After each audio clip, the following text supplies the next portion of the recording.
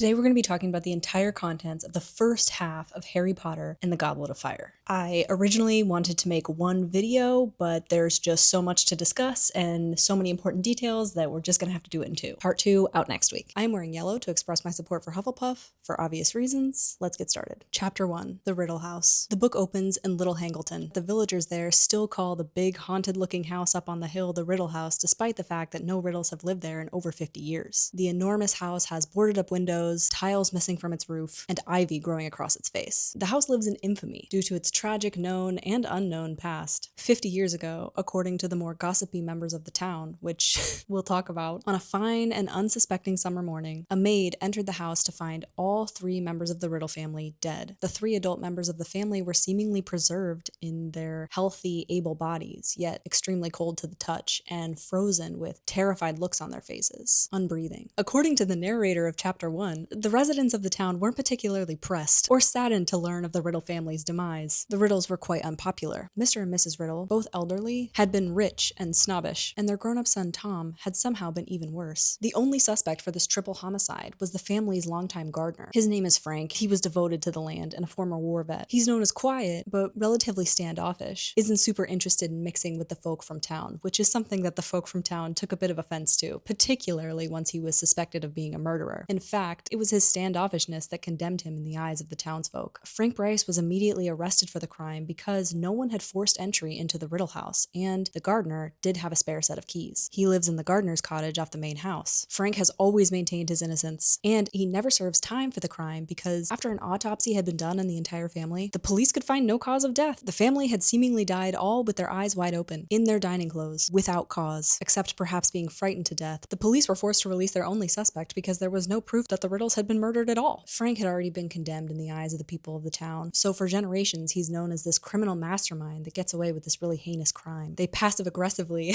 or aggressive-aggressively, indicate to him that he should just leave town. But he never did. He stays on to tend to the grounds of the house for the rest of his life, over the next 50 years. The house is now owned by a wealthy man that seems to need it for tax purposes, and that wealthy man doesn't ever bother visiting, let alone engage with the upkeep that a big house like this requires. So Frank, today, is nearing his 77th birthday. He's very deaf and has a bad leg. His job mostly consists of tending to the weeds and running off the youth that come to bother him in the house. Extra tidbit, Frank believes in his heart of hearts that the reason that the children of the town torment him so is because they, like their parents and their grandparents before, believe him to be a murderer and thus deserving of the torment.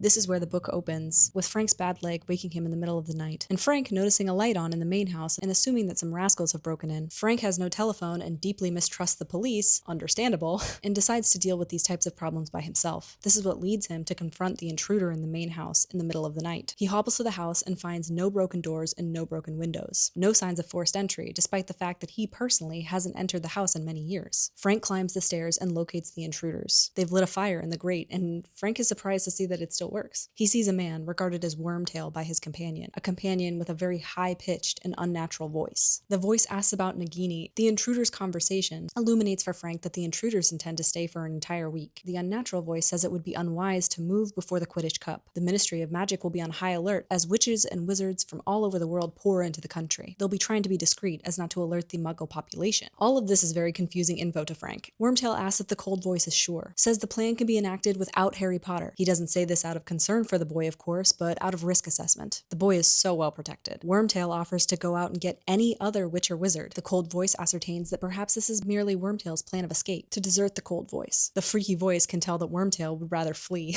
because that's kind of his MO. Wormtail assures the voice of his devotion, and the voice says, "Your devotion is nothing but cowardice." True. And who would milk Nagini? I need feeding every few hours? What the heck? The cold voice is not worried about the protection around this mysterious boy Harry Potter. The voice insists that this plan will be effective. Wormtail mentions Bertha Jorkins, insists that the Ministry will notice her disappearance. The cold voice dismisses this. He mentions a faithful servant, stationed at Hogwarts. The cold voice insults Wormtail, says he can be useful in the same way that Bertha was, says he'll assign him a task that many servants would give their right hand to perform. Wormtail guesses that he will be killed, like Bertha, but the voice says no. I had to kill Bertha because she ran into you at a wayside inn, and you're supposed to be dead. I've already proven that regardless of the power of a memory charm, they can be broken. She had to die. Frank is overhearing all of this, gripping his cane slick with sweat. He's gleaned that the intruders have killed people before, and they're certainly not discussing it with remorse, rather with amusement. Frank knows that this boy, Harry Potter, whoever he is obviously in danger. If there was ever a time to go to the police, it's clearly now. Before Frank can flee, the voice starts hissing and spitting. Frank assumes he's having a seizure. He turns to run, and finds himself face to face with an enormous snake. It's slithering toward him. Nagini outs Frank to the intruders, and Frank threatens them, says he's going to the police and his wife will notice if he's missing. But the cold voice knows that he's lying, says you have no wife. Frank tells the voice to turn and face him like a man. Wormtail is reluctant to turn the chair toward Frank, but he eventually does. Frank screams at the sight of the monstrosity he beholds, and Voldemort kills him instantly. At that same time, a boy named Harry Potter wakes with a start. R.I.P. Frank, whose love of gardening led him to be in the wrong place at the wrong time. Twice. Opening the book like that, I think, really sets the tone. This is no longer a children's series. We've clearly moved into young adult fiction. Chapter 2 starts with Harry waking in his bed at the Dursleys with a start. There's pretty extreme pain in his temple, right behind his scar. Harry works hard to recall his dream, which is apparently the scene that has just played out in Chapter 1 for us. Harry grapples with the details. The dream is slipping away, as dreams have a tendency to do, but he's sure he heard the cruel and high voice of Lord Voldemort. And he knows that the context of the dream was certainly that Wormtail and Voldemort were plotting to kill him, Harry Potter. What bothers him is not necessarily this disconcerting information, doesn't really feel like news to Harry, or even the pain in his head. He's no stranger to pain and injury. What's bothering him is that the last time his scar hurt like this, it was because Voldemort was nearby, and Harry starts to panic. He imagines Voldemort behind his door, silently coming up the stairs. He lays in bed listening, half expecting Voldemort to burst into his room and end him, which is objectively just so scary, but he shakes it off. Harry's nothing if not a boy that can shake it off. He updates us on the Dursleys. They still despise magic in any form, which means Harry is no more welcome than dry rot, and they tend to blame him for anything that goes wrong in the house, despite the fact that they know that he's not allowed to use magic when he's outside of school, as Harry is underage. Because he's so afraid in that moment, he imagines what it would be like to go to the Dursleys, tell them about his nightmare, and ask for soothing and comfort, but the idea is literally laughable. They have never comforted him or shown him any affection in his entire life. They wouldn't care that he's afraid, and he doesn't believe they'd care if he died. In fact, they might be excited that he's dead. Harry says it was extra challenging to return to the Dursleys this summer because last year, for just 1 hour, he got to believe that he'd never have to come back. He got to believe for 1 hour that he had a home where he was wanted and that he belonged in. In another capacity, things with the Dursleys haven't been as bad this summer because they know that Harry's godfather is Sirius Black, convicted murderer who's on the lam. Harry often evokes Sirius Black's name to imply that the Dursleys' lives would be threatened if Harry does not get his way. So he's used this new power to ensure that he gets to keep his wizarding things in his bedroom and doesn't have to hide them under his floorboards. While he's mulling over this dream, he thinks about confiding in Ron and Hermione, his two best friends. He knows that if he wrote to Hermione, she would say that he should immediately tell Dumbledore and then consult a book in the meantime. And he knows that Ron would probably tell him it was just a dream. But Harry spent his entire childhood in an abusive home, wherein he's regarded as a burden and resented for just existing. So he has a really hard time asking for help because he thinks his needs, and further, his pain, is irrelevant. Harry finds himself longing for something like a parent, and promptly remembers that he actually does have Sirius Black now, his godfather, who spent 12 years in Azkaban for a crime that he did not commit. He's been unable to clear his name because Slimy Wormtail, the person that Harry had just been dreaming about, was able to slip away last year. And he's apparently the only person that can confirm Sirius Black's story. But I have other thoughts about that. Anyway, Harry and Sirius have maintained an inconspicuous correspondence. Whenever Harry has received word from Sirius this summer, the letters are typically delivered by flashy and brightly colored birds. Hedwig does not approve of them, leading Harry to believe that Sirius is somewhere tropical, perhaps south. But Sirius can't disclose his location for fear of the letters being intercepted by the Ministry of Magic. So Harry, by his 3rd year in this magical wizarding world, is intimately familiar. He's seen 2 of his closest confidants be imprisoned despite the fact that he is innocent. He knows that this justice system is a failure in a lot of ways and corrupt in others. So anyway, Harry writes to Sirius in the dead of night, updating him on his summer activities, informing him of the pain behind his scar. But he doesn't mention the dream, for fear that it will make him seem babyish and weak. Breakfast that morning in the Dursley household is a quarter of a grapefruit for every member of the Dursley family and for Harry, because Dudley is on a diet. I really think the offensiveness as it relates to the fatphobia, particularly as it's targeted at Dudley, really peaks out in this book. I got a comment on my last video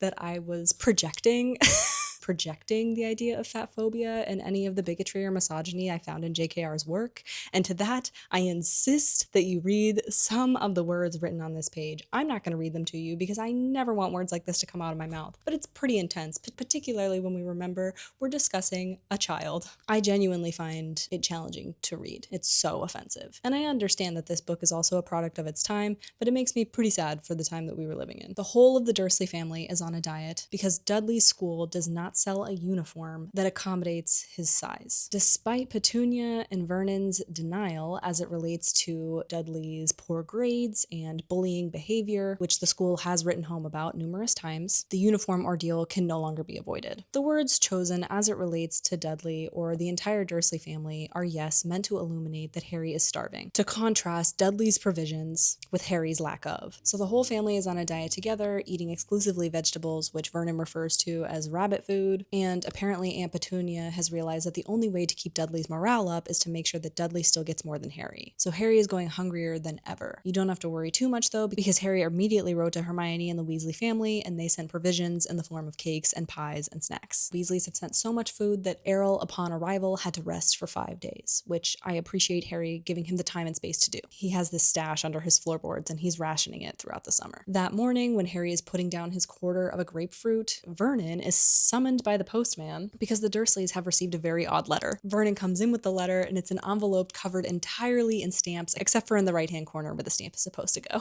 The mailman thought this was funny. That's why he called Vernon to the door. Vernon doesn't think it's funny. He doesn't like being associated with anything out of the ordinary. Vernon demands answers from Harry, and Harry ascertains after reading the letter that this letter has been sent as a courtesy by the Weasley family. Molly writes that her husband Arthur has managed to acquire tickets to the Quidditch World Cup. She wonders if they'd be able to pick up Harry and take him. Britain hasn't hosted the Cup in over 30 years, and this is an enormous event. Tickets are extremely hard to come by. They ask that the Dursleys respond as promptly as possible and in the normal way because they don't think the postman knows what their house is, because he's never been there. Vernon bristles to think that someone thinks owl post is the normal way. It's like, why do you care what their definition of normal is? You don't respect their opinion. Harry's like, so can I go? Eventually, when Vernon seems on the brink of saying no, just to cause Harry further suffering, Vernon seems to have an internal battle with himself because on the one hand, he definitely wants Harry out of the house for the last 2 weeks of summer, but on the other hand, he knows that this is going to give Harry joy, and his main goal in life has been to deprive Harry of joy, so he's not sure what to do. And when Harry senses that he's at a crossroads and leaning no, he mentions his godfather, how he's currently writing a letter to him right now, and if his godfather hears that he's upset about the cup, maybe he'll stop by and pay him a visit. Vernon finally concedes and Harry is buoyant with happiness. He's going to the Quidditch World Cup! When he gets back to the room, he finds Ron's tiny fluffy owl that Sirius had gifted him at the beginning of summer, flitting around the room in a really enthusiastic manner. Apparently, this tiny owl has been named Pigwidgeon by Jenny. Pig for short. Pig has got a note from Ron saying that the letter was simply a courtesy, and regardless of what the Muggles say, they're going to pick him up.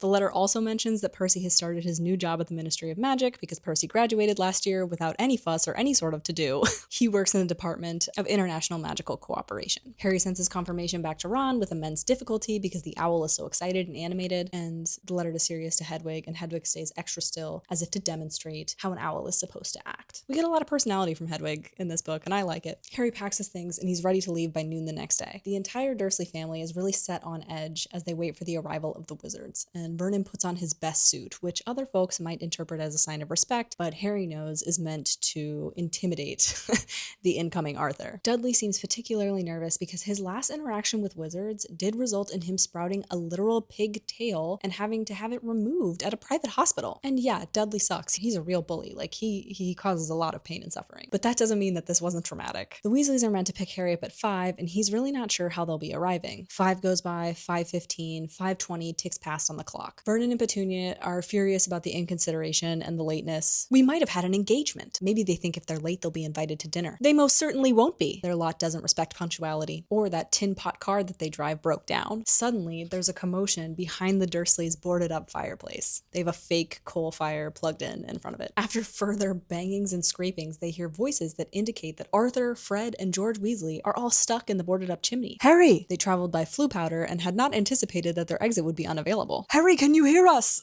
Harry communicates from the front of the chimney that they can't get through here, just as he hears Ron pop into the already overcrowded chimney. What are we doing here? Has something gone wrong? Oh no, Ron, this is exactly where we wanted to end up. Mr. Weasley decides that the only way forward is to blast open the boarded up fireplace because he knows he can fix it. And the four wizards finally enter the the Dursleys' living room. Arthur Weasley introduces himself, and Vernon just stands there covered in dust, looking as though he's aged 30 years because there's so much drywall on his face. Mr. Weasley apologizes, says he can fix it right. He had their fireplace connected to the Floo network just for the afternoon. He has a useful contact at the Floo regulation panel. They fixed it for him. He says once the boys are sent back, I'll return the living room to its former glory, and I'll apparate out of here. Fred and George offer to go grab Harry's trunk for him because they have their own scheme in mind. The boys have been inventing things over the summer, and they have invented several candies that have magical effects on the eater. They leave some tongue toffees on the floor pretending to have dropped them, anticipating that a starving and greedy Dudley will undoubtedly consume them and suffer the consequences. And to me, this reads the same as the crab and goyle cupcake thing. Like, it's so convenient and ridiculous and such a judgmental take, but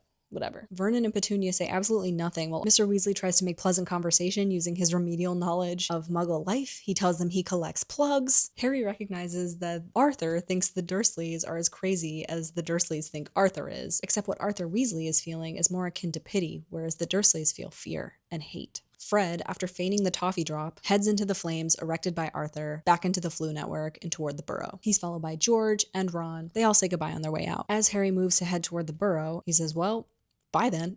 They don't say anything, and Arthur, a man after my own heart, puts his arm out to stop Harry, puts his hand on his shoulder. Harry said goodbye to you. Didn't you hear? It doesn't matter. Harry shrugs it off. You're not going to see your nephew until next summer. Surely you're going to say goodbye. Vernon is furious to be scolded by a man and taught consideration by the person who just blew apart his living room. But, like the coward he is, he mutters a brief goodbye. As Harry's about to put his foot in the flames, he hears a horrible gagging sound. He turns and sees Dudley choking on his tongue, which is now engorged to an outrageous size and is growing out of his mouth and onto the floor, which that's not so cool.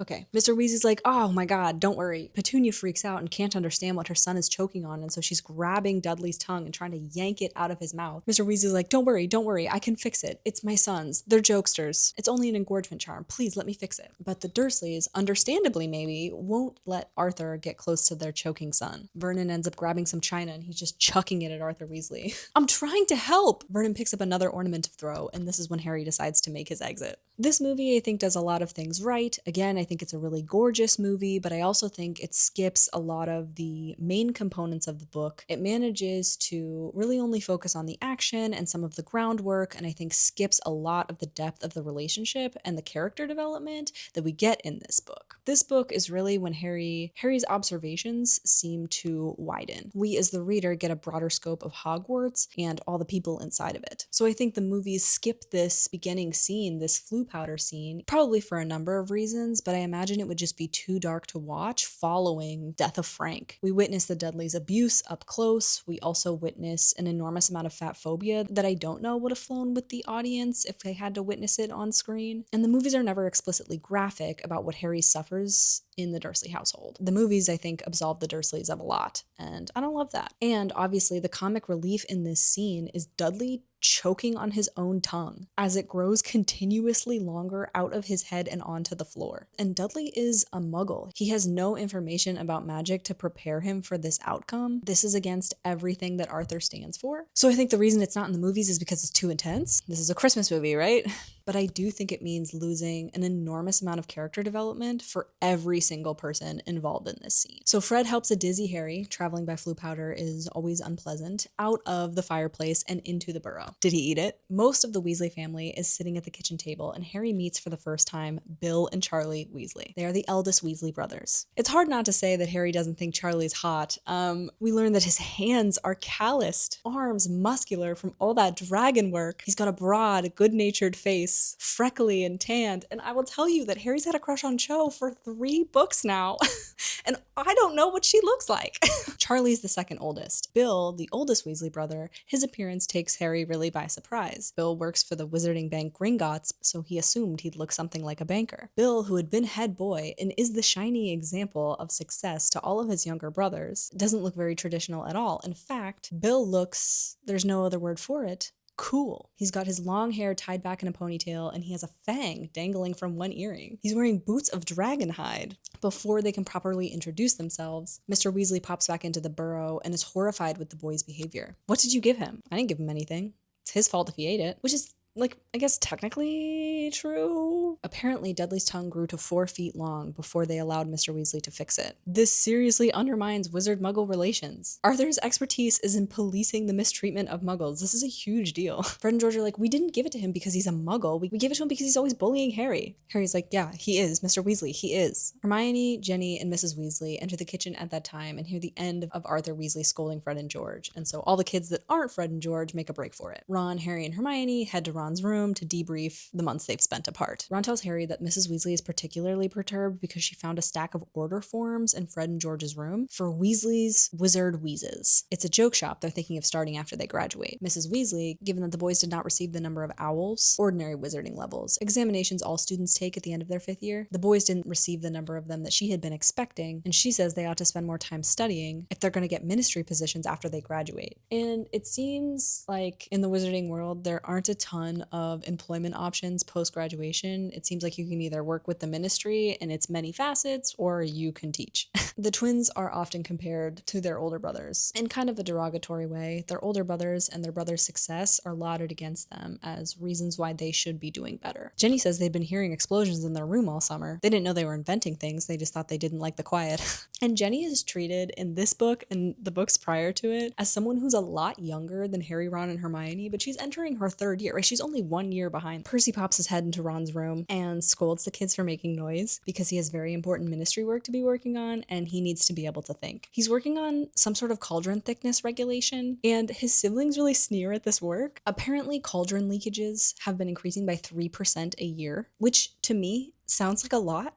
And cauldrons are where a lot of important potions are brewed. I think that this is actually a legitimate issue. And Percy says if we're not careful, without regulation, we might find the market flooded with flimsy cauldrons. And his family cuts him off because they think this is unimportant and silly, Percy's inflated sense of superiority. And perhaps in the year 2000 when this was published, it was. But now I'm thinking like Percy really had a point. We could really do with some corporate regulation. Today, this is a very relevant issue. Percy is pretty admiring of his boss, Mr. Barty Crouch. More on him later. Ron's quaint, bright orange bedroom currently has 4 beds inside of it because Fred and George are also sleeping in Ron's attic room because Charlie and Bill are in their beds. Ron, at that moment, is complaining or moaning about his owl pig, but Harry says he can see through that because Ron did a lot of moaning about his pet Scabbers, but he actually was quite devastated when he was presumed dead. We never witness anyone debrief with Ron that Wormtail was just his pet for several years, and I find that pretty disappointing. I gotta say, I don't know that I would recover from that. Anyway, they chat about what they can in front of Jenny, but what they ultimately want to talk about is Sirius Black, and no one but Ron, Hermione, and Harry, and Dumbledore, of course, know that Sirius Black is associated with them in this way, so eventually Hermione suggests that they go downstairs and help Mrs. Weasley with dinner. They have 11 folks in their house today, so they'll be eating out in the garden. Go downstairs, and Mrs. Weasley is peeling potatoes so vigorously that the skins are flying off and like bouncing off the walls. She's muttering about how disappointing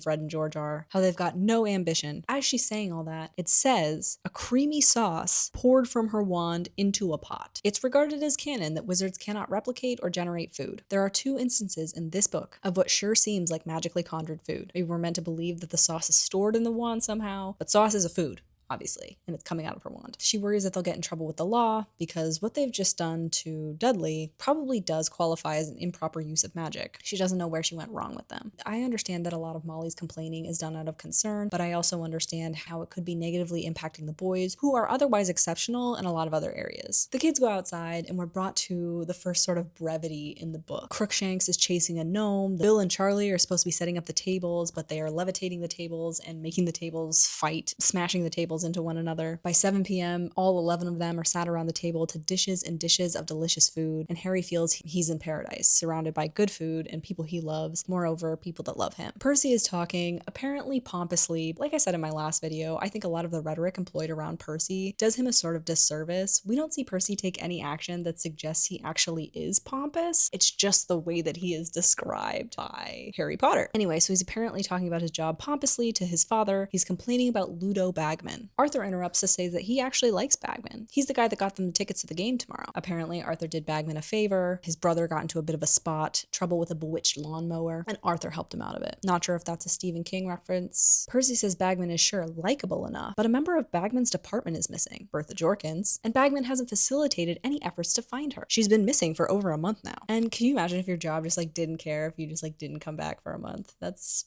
It's got its pros and cons. Percy says Jorkins is hopeless, and honestly, justice for Bertha Jorkins. The slander that gets thrown on this woman's name, I won't have it. Percy says Jorkins is hopeless. Regardless, she's the Ministry's responsibility. Bagman's responsibility. Mr. Crouch has been taking a personal interest. She used to work in his department. That's not why Mr. Crouch is taking a personal interest. In fact, the memory charm that Voldemort has alluded to Wormtail was about a memory charm that Barty Crouch himself placed on Bertha Jorkins. Anyway, Percy also hints about another top secret big event that he's organizing post-Quidditch World Cup, but they can't talk about it with the Hogwarts students present. At the same time, Molly is arguing with another one of her children about how they're not showing up in the way that she wants. She doesn't like his long hair or his earring. What do they say at the bank? And Bill says, honestly, Mom, they don't care how I dress as long as I bring back loads of treasure. So Bill's a treasure hunter for the bank. He doesn't work for the bank. He's not like a banker. Fred, George, and Charlie are discussing the cup tomorrow. The cup tomorrow is the final, and it's Ireland versus Bulgaria. And the boys have Ireland for sure, but the Bulgarians have Victor Crumb. He's a legend. He's their seeker, and he just turned 18. Harry loves Quidditch, and he says flying comes more naturally to him than anything else in the magical world. The sun sets, and Mr. Weasley lights candles down the table, and Mrs. Weasley tells Harry that if he leaves his school list, she'll head to Diagon Alley tomorrow to pick up all their books and school supplies. It's also mentioned that Fred and George sent Percy dragon poop to his work mailbox. That wasn't personal. It was fertilizer samples from Norway. And Fred and George are like, it was personal. We sent it. And that's mean. They sent him shit to his work mailbox?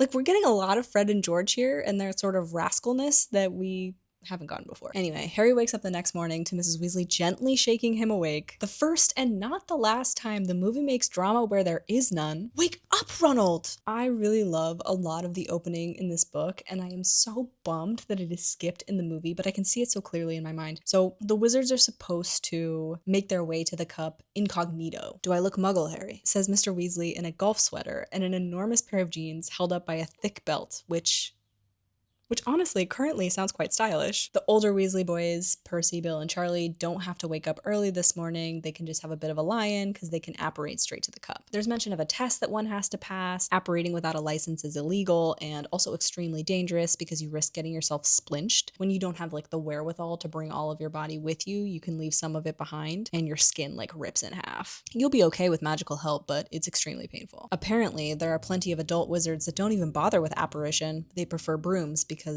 sure, it's slower, but it's safer. As they're on their way out the door, Mrs. Weasley uses a summoning charm to compel all the invented contraband from Fred and George's pockets. Accio, accio, accio. And it takes a minute because there's loads of stuff. She's chastising them for disobeying her, and this is why they didn't get the grades that she expected. A fine way to spend 6 months. And they all leave the Burrow really early and in a pretty sore mood. And then the journey begins to the Wizarding World Cup final. It's explained that wizards aren't exactly inconspicuous people, particularly when they congregate in large groups. And the Wizarding World Cup final will be an enormous amount of wizards, all attempting to get to one place at the same time. The Muggles are bound to notice. So every attendee has been assigned a different method of transportation, suited to their original destination and abilities. It's a massive organizational problem, as apparently 100,000 wizards are coming to the World Cup today, and we've discussed the math, right? But magic sort of rearranges logic for me, negates a lot of science as we understand it, so I reiterate that I think it's fine that the numbers don't add up. That's just how I feel.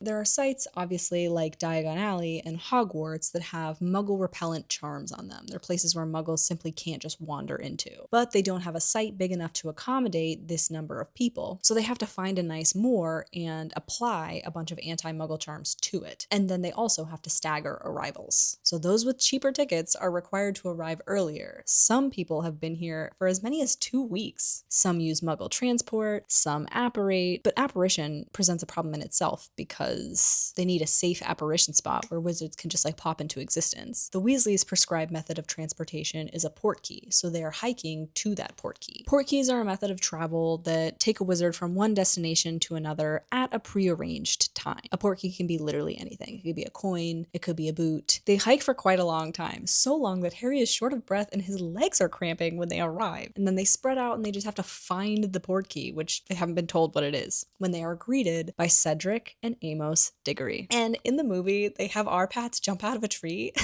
which is hilarious and life foreshadowing, but that is not in the book. That's just like, they were like, what if Cedric just comes from the tree?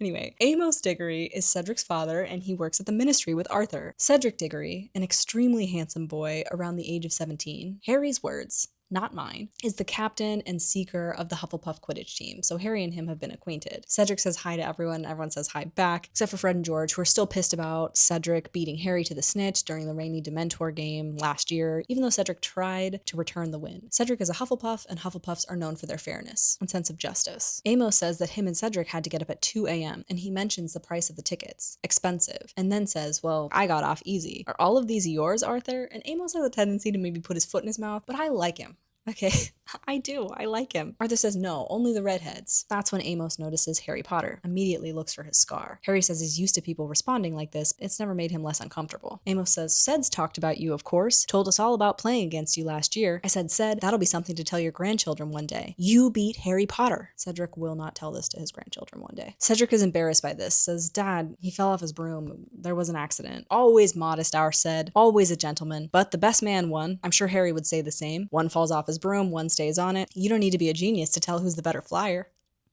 This rubs a lot of the Weasleys the wrong way. It's almost Portkey time, so they all crowd around an old boot. It's difficult between all the people and all the luggage. Harry grabs the boot, and he feels a hook behind his navel and is jerked forward into a howling wind and swirling color, and suddenly his feet slam into the ground, and everyone but Arthur, Amos, and Cedric fall to the floor. And because of the circumstances in the movie, Arpats comes from the air in this scene as well. This man is dropping into scene with his first 2 appearances, and he doesn't have that many. He only has like 15 scenes. I just think it's funny.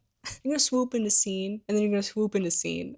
They arrive on the moor, and they're greeted by 2 grumpy-looking wizards. Both are dressed as muggles. One is in a tweed suit with thigh-high rain boots, and the other is in a kilt and a poncho. Mr. Weasley tosses the boot into the used Portkey box, and Basil, one of these grumpy wizards, directs them to their campsite. After about 20 more minutes of walking, like, these folks they've been hiking. After about 20 more minutes of walking, they come to a large gate, and Harry makes out hundreds and hundreds of tents behind that gate. They say goodbye to the Diggorys, and they engage with the only real muggle for miles. Harry can spot him quite easily. Mr. Roberts owns the campsite and is currently taking payment for all that wish to sleep upon it. Arthur's like, Harry, help me, because he has to sort out the muggle money situation. Mr. Roberts is like, are you foreign? We've gotten a lot of foreigners today, a lot of folks that don't seem to understand the money. Apparently, someone else 10 minutes ago tried to pay him in not real currency either. Says it's never been this crowded. Loads of pre-bookings. Usually people just turn up. Lots of weirdos, too. There's a guy walking around in a kilt and a poncho. Arthur's like, shouldn't he? At that moment, a wizard appears out of thin air to wipe Mr. Roberts' memory. Mr. Roberts apparently needs his memory wiped 10 times a day. There are members of the ministry whose main job it is to keep obliviating the memory of the muggles so that their suspicions can't really track. The person whose job that is says it doesn't help that Ludo Bagman is walking around talking about quaffles and bludgers at the top of his lungs. Not a single worry about anti-muggle security. Jenny says, wait, he's the head of magical games and sports. Shouldn't he know better? Arthur said he should, but Ludo's always been a bit lax about security, but he's a very enthusiastic department head. He also used to be a beater for the Wimborne Wasps, best they ever had, according to some. They trudge toward their tent, passing many ordinary-looking accommodations, but every now and then they pass things that would make anyone suspicious. There's an extravagant silk tent the size of a miniature palace, with several live peacocks tethered to the entrance. Mr. Weasley says wizards have a tendency to show off when they're around one another. They arrive at their campsite, very premium spot, super close to the stadium, and Arthur tells them that there's no magic allowed in public, so they're putting up these tents by hand, and that means that Harry and Hermione are putting up these tents by hand because no one else knows how. There's one tent for the boys and one tent for the 2 girls. The tents don't look nearly big enough to accommodate their party of 10, but when they duck underneath the tent, they find what seems to be a 3-bedroom flat, complete with a bathroom and a kitchen. They need water and fire, and they're not allowed to conjure any, so the kids are asked to head to the tap marked on the Muggle map, while the others gather wood for the fire. Harry is marveling at the size of the wizarding world. He never thought much about wizards in other countries. Harry is a jock. He doesn't do a ton of thinking.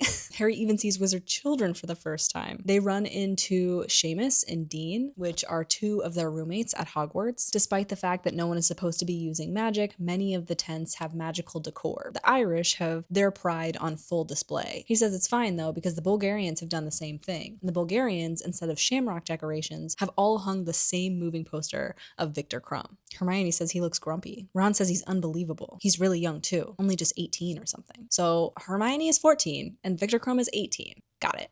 Got it. And 17 is technically of age in the wizarding world, so I didn't write it.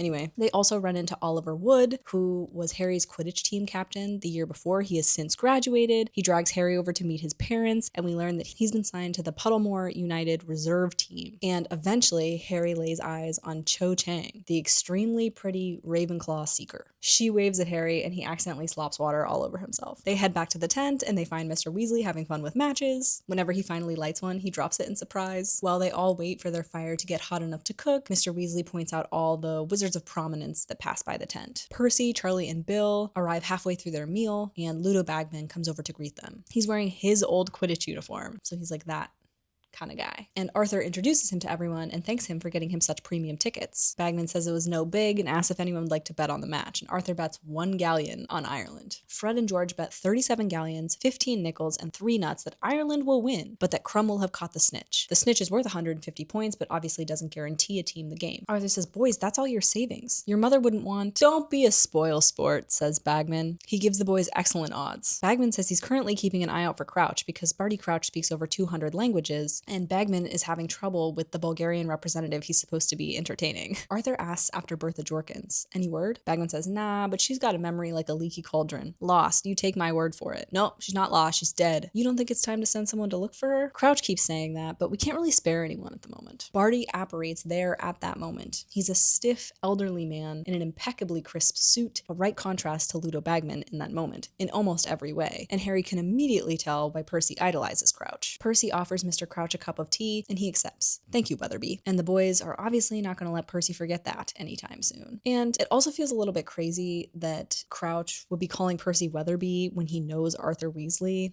I don't know. Seems a little bit like a jab written by the author more than a natural unfolding of events, but whatever. They have a conversation about carpets and how Arthur ultimately passed a regulation that makes carpets banned for flying because they are technically Muggle artifacts, and they'll never replace brooms in Britain anyway. Crouch says he had a family member who had one that sat 12 before they were banned, of course, and Harry surmises that being perceived as someone who follows the rules is really important to Mr. Crouch. There's again mention of this big event after the World Cup, and Crouch insists that it's top secret, classified, and not supposed to be announced yet. Anyway, soon Crouch pushes his undrunk tea back to Weatherby, and Bagman leaves too, says I'll see you soon, up in the top box with him, because Ludo Bagman is announcing the match, and Harry and the Weasley gang all have seats in the top box. The kids inquire about this top secret event, and Percy says it's classified, and Arthur says they'll know soon enough anyway. As the day ticks down until game time, it seems that the Ministry has just given up on the no magic rule enforcement. Salesmen are apparating every few feet, carrying trays and pushing carts of extraordinary merchandise. Some of this merchandise includes tiny firebolts that really fly, tiny collectibles of famous players that stroll across the palm of your hand. Ron says he's been saving his pocket money all summer for this. He buys a large dancing shamrock hat, a green rosette, and a small figure of Victor Crumb. Harry finds these omnoculars, which you can use to like replay the action. You can slow everything down and they flash a play-by-play. And Ron is like, damn, I wish I hadn't bought this now. And so Harry says, I'll take 3 pairs. Ron says, oh, no, don't bother. Consider it a Christmas present for about 10 years, mind you. So these omnoculars are really expensive. And Ron says, fair enough, and takes the glasses. And then a gong sounds, and it's time to head toward the game. They have to walk through the woods for another 20 minutes until they emerge in front of this enormous stadium. 10 cathedrals would sit comfortably inside, which is an interesting comparison for Harry to make, because he's not at this point a religious kid, and like, would he have visited a lot of cathedrals? It's just interesting. And at one point in time, I used to really question why Christmas and Easter were such prominent holidays in the wizarding world, because I was looking at it through my very narrow lens of Christianity. And it was this comment that sort of knocked me out of my narrow-mindedness and prompted me to do a little bit of research about pagan holidays. And it does make sense to me that the wizards would celebrate the beginning of springtime and something like the solstice, the festival of lights, which is what Christmas used to be. But this comment about the 10 cathedrals is a little bit like, So the Weasleys and Arthur have prime seats. They're in the top box with the Minister of Magic. I wonder why the movie goes out of its way to erase this. Obviously, it erases the entire character of Ludo Bagman, and I understand that, but then to have Malfoy specifically bully them for not being in the top box when they're all in there together in the source material, I think is just a little weird. Anyway, they're the first to arrive to the top box, except for a creature sitting in the second to last seat in the row behind them. She's wearing a tea towel like a toga and is using her hands to hide her face. Harry initially thinks it's Dobby, and Harry inquires and discovers that no, this is Winky. She's Barty Crouch's house elf, as were her parents and their parents before them. She says Dobby speaks of Harry Potter all the time. She doesn't think Harry did Dobby Dobby any favors by freeing him. In fact, freedom is going to Dobby's head. He has ideas above his station. He actually can't get another position. Dobby thinks he should be paid for his work. All right, so the House-elves. A lot of people initially assume Dobby to be fashioned after brownies, which are a sort of fairy in British folklore that do humans small favors, leave wonderful treats, tiny magics. However, these creatures are actually paid not only in respect, but in a sort of trade. New to the House-elf lore, though, in this Harry Potter book, is the depth of the House-elves' oppression. The House-elves' revulsion and fear of freedom and rights represents how abused they've been, right? To have internalized the rhetoric of their oppressor so intensely for generations, so deeply as to sneer at liberty. Harry says, oh, well, Dobby should be paid, right? Like, House-elves should be paid. She said no. She told Dobby to find a nice family and settle down. He's been having a lot of fun, but House-elves weren't made to have fun. They were made to do what they're told.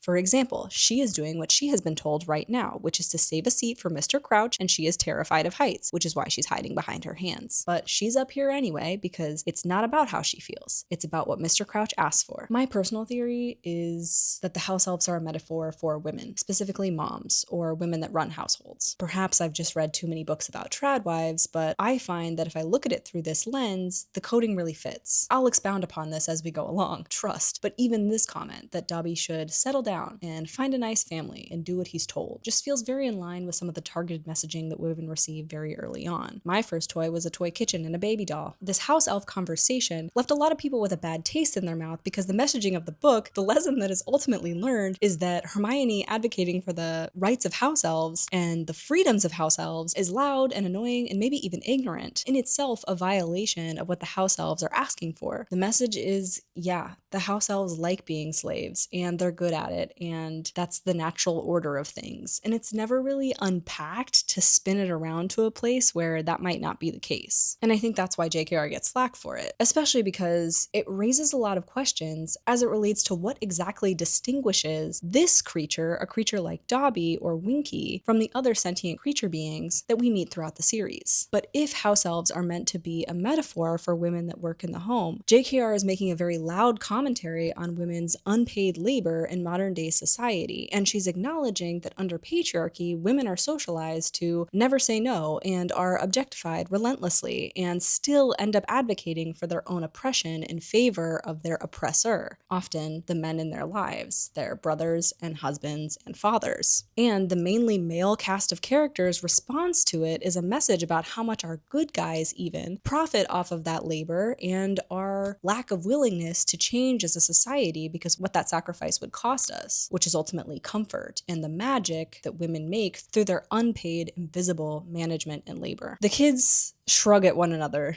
and this is Ron's first interaction with a house elf. Harry was like, Dobby was weirder. Eventually, more and more important people file into the box, including Cornelius Fudge, Minister of Magic himself, and he greets Harry like an old friend. Lucius, Draco, and Narcissa Malfoy also come into the box. Harry says Narcissa would have been nice looking if it weren't for that look on her face. Okay, Harry. When Lucius sees Arthur in the gang, he says, what did you have to do to get top box seats? Surely your house wouldn't have sold for this much. And can you just imagine for 1 second that there's an adult man in your community who every time he sees you is just like, you are damn broke and I hate you for it. It's like, you can give me some money. Just kidding. I don't want Lucius Malfoy's filthy cash. Fudge misses the bullying entirely and says Lucius Malfoy just made a generous donation to St. Mungo's Hospital, and he's here as the minister's personal guest. Soon, Ludo Bagman turns his wand into a microphone and welcomes everyone to the game. First, he ushers in the Bulgarians and their mascots. Their mascots are Vila.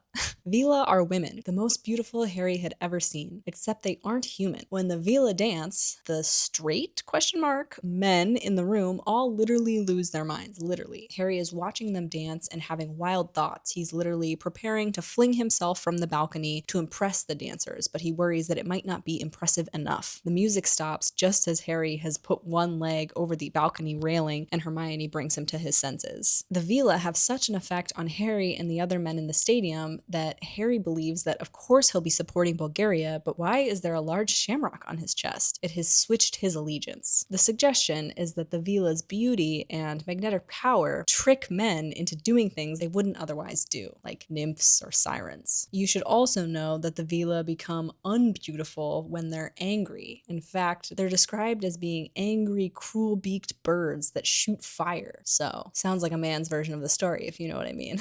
Anyway, soon the Irish fly in with their mascots, the leprechauns. They fly in on a rainbow and make it rain gold coins over the entire stadium. Ron collects a handful and gives it to Harry and says, "There, now you have to buy me a Christmas present." Fun fact, I used to be a ballet dancer, and the year that Goblet of Fire, this movie came out, the song that they play to usher in the Bulgarians and the leprechauns, we got to do our end of year recital to that song, and it was a pretty big deal at the time. The game begins, and it's Quidditch as Harry has never seen it before. He's particularly impressed with Bulgarian seeker Victor Krum. He does this Wronski Fent move that leaves an Irish player pretty injured, but it will be continually referenced throughout the rest of the book because it's so impressive. The game is dirty. The Bulgarians' mascots are almost sent off because they're causing the referee to behave ridiculously. It's just a misogynistic trope character so that we can say it's women's fault that men behave like this. I don't love it, obviously. The match is fast and brutal, and eventually the snitch is caught by Krum, but the Irish were up 170-10, so the Irish take the win and Krum takes the glory. The final score of the game is 170-160.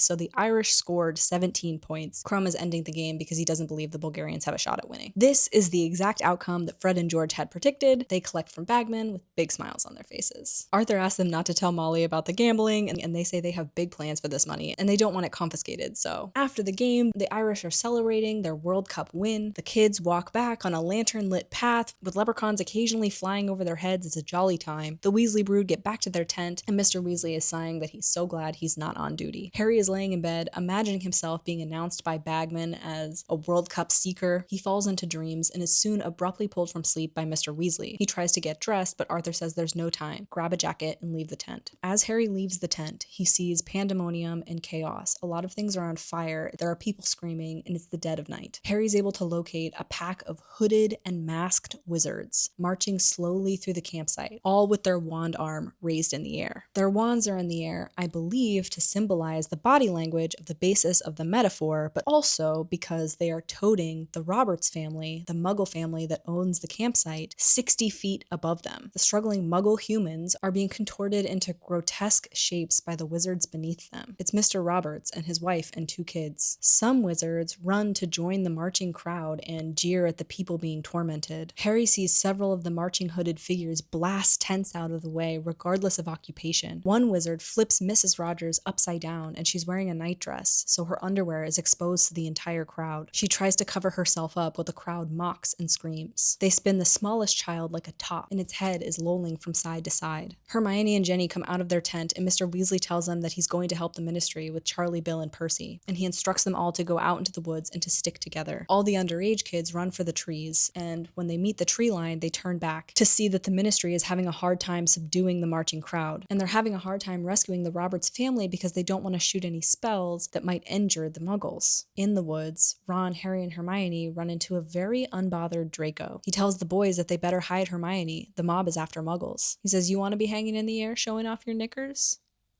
If you think they can't spot a mudblood, stay where you are. Watch your mouth," says Ron, and Hermione tells Ron not to bother. There's lots of bangs and screaming going on behind them, and Malfoy starts laughing. Scare easily, don't they? And I'll tell you something right now. Lucius Malfoy is under one of those hoods. So Malfoy is knowing who his father is, what he does for fun. This is disgusting, obviously. What is required of Malfoy's character in this moment is to forsake his family. I understand that that's challenging. I also recognize it as necessary. If Malfoy allows himself to understand and accept what is right and just, and truly accept how wrong and horrible this is, he'll have to face the fact that his parents are terrible people, and everything they care about sucks, and they suck. And that's sad, but it is unfortunately necessary and required of many of us. This is not an individual plight. Sometimes our parents have shitty opinions, they don't have any values, or perhaps they're too traumatized, narcissistic, or lack whatever empathy to allow them to be helpful good Samaritans. But Draco Malfoy is receiving an education, and he does have the opportunity to change, and he chooses not to, over and over again. Harry accuses Malfoy, says, "Where are your parents? Under those masks? Well, I wouldn't tell you regardless." Malfoy tells Hermione to keep her bushy head down. Many people reading this thought that that Hermione was coded as a woman of color, a Black woman specifically, because in the previous book, she comes back from vacation and Harry sights her looking very brown. And of course, there is a lot of emphasis on her hair, which unfortunately white people have a tendency to do to people of color, Black women specifically. It's pretty horrific, actually, to imagine an 11-year-old Hermione facing racism in present-day London and then being scooped up and brought into this magical world where she's not discriminated against for her race, but for the purity of her blood. That's pretty intense and in line with a lot of JKR's other social justice themes that are being discussed in this novel. It does even further parallel themes like the Confederacy. And now Hermione will pick up this mantle for the House-elves and feels it's her personal responsibility to dismantle slavery in this new magical world. If she was coded to be a Black character, this would be extremely deep and quite tragic. Emma Watson's casting of Hermione is great. She does a really great job. She's really beautiful. She's really amazing, but it's just different than what a lot of readers believe the context clues suggested. The three kids are running through the woods trying to find a space of safety and relocate Fred, George, and Ginny, and they run into a large crowd of kids, and we're introduced to other teenage wizards and witches who don't go to Hogwarts. These wizards and witches speak French and go to the Beauxbatons Academy of Magic. Hermione is able to identify them because she reads and is kept up in world news. Around this time, Harry realizes that he doesn't have his wand, and he's pretty embarrassed to recognize this fact because he's found himself in a very vulnerable situation. Before he can search for long, Winky, the house elf, comes rustling out of a bush. She's struggling to run, and it almost seems as if someone invisible is holding her back. Someone invisible is holding her back. Winky is yelling that there are bad wizards about. Winky is getting out of the way. Ron is like, why is she running like that? And Hermione guesses that maybe it's because she doesn't have permission to run. Hermione says, you know what? House elves get a pretty raw deal. That's slavery. Why isn't anyone doing anything about it? Well, the house elves are happy, aren't they? Hermione says, it's people like you, Ron, that prop up unjust systems because you're too lazy. And Harry says perhaps there's truth in what Malfoy has just said, and that Hermione is in more danger than other folks, because pureblood enthusiasts, especially tonight, don't take issue with house elfdom. They've been raised with it, and they do believe themselves superior to not just creatures, but to fellow human beings. While they're walking, they also see a group of Vila surrounded by men lying to them about who they are and what they do. Ron shouts that he invented a broomstick that would take him to Jupiter, and Hermione steers them all deeper into the woods. All of a sudden, Ludo Bagman crosses their path, and he looks less than his jovial self. He's pale and seems quite strained. He's surprised to see them, and he's like, why are you guys out here at night? And Harry's like, well, there's kind of a riot going on. Some people are holding the Muggle family hostage. Bagman's like, shit, and he disapparates out of there. Not exactly on top of things, is he, says Hermione. This is his department. Like, this is his event. Ron says he sure was a great beater, though. Ron sits on the ground and lets his little crumb figure stomp around, and the kids just hope everyone's okay. They're speculating. Imagine if Arthur caught Lucius. How are they going to get the Muggles down? Mad to try something like this tonight with the whole ministry around. And then, from behind the bushes, they hear a rustling, and then the casting of a spell.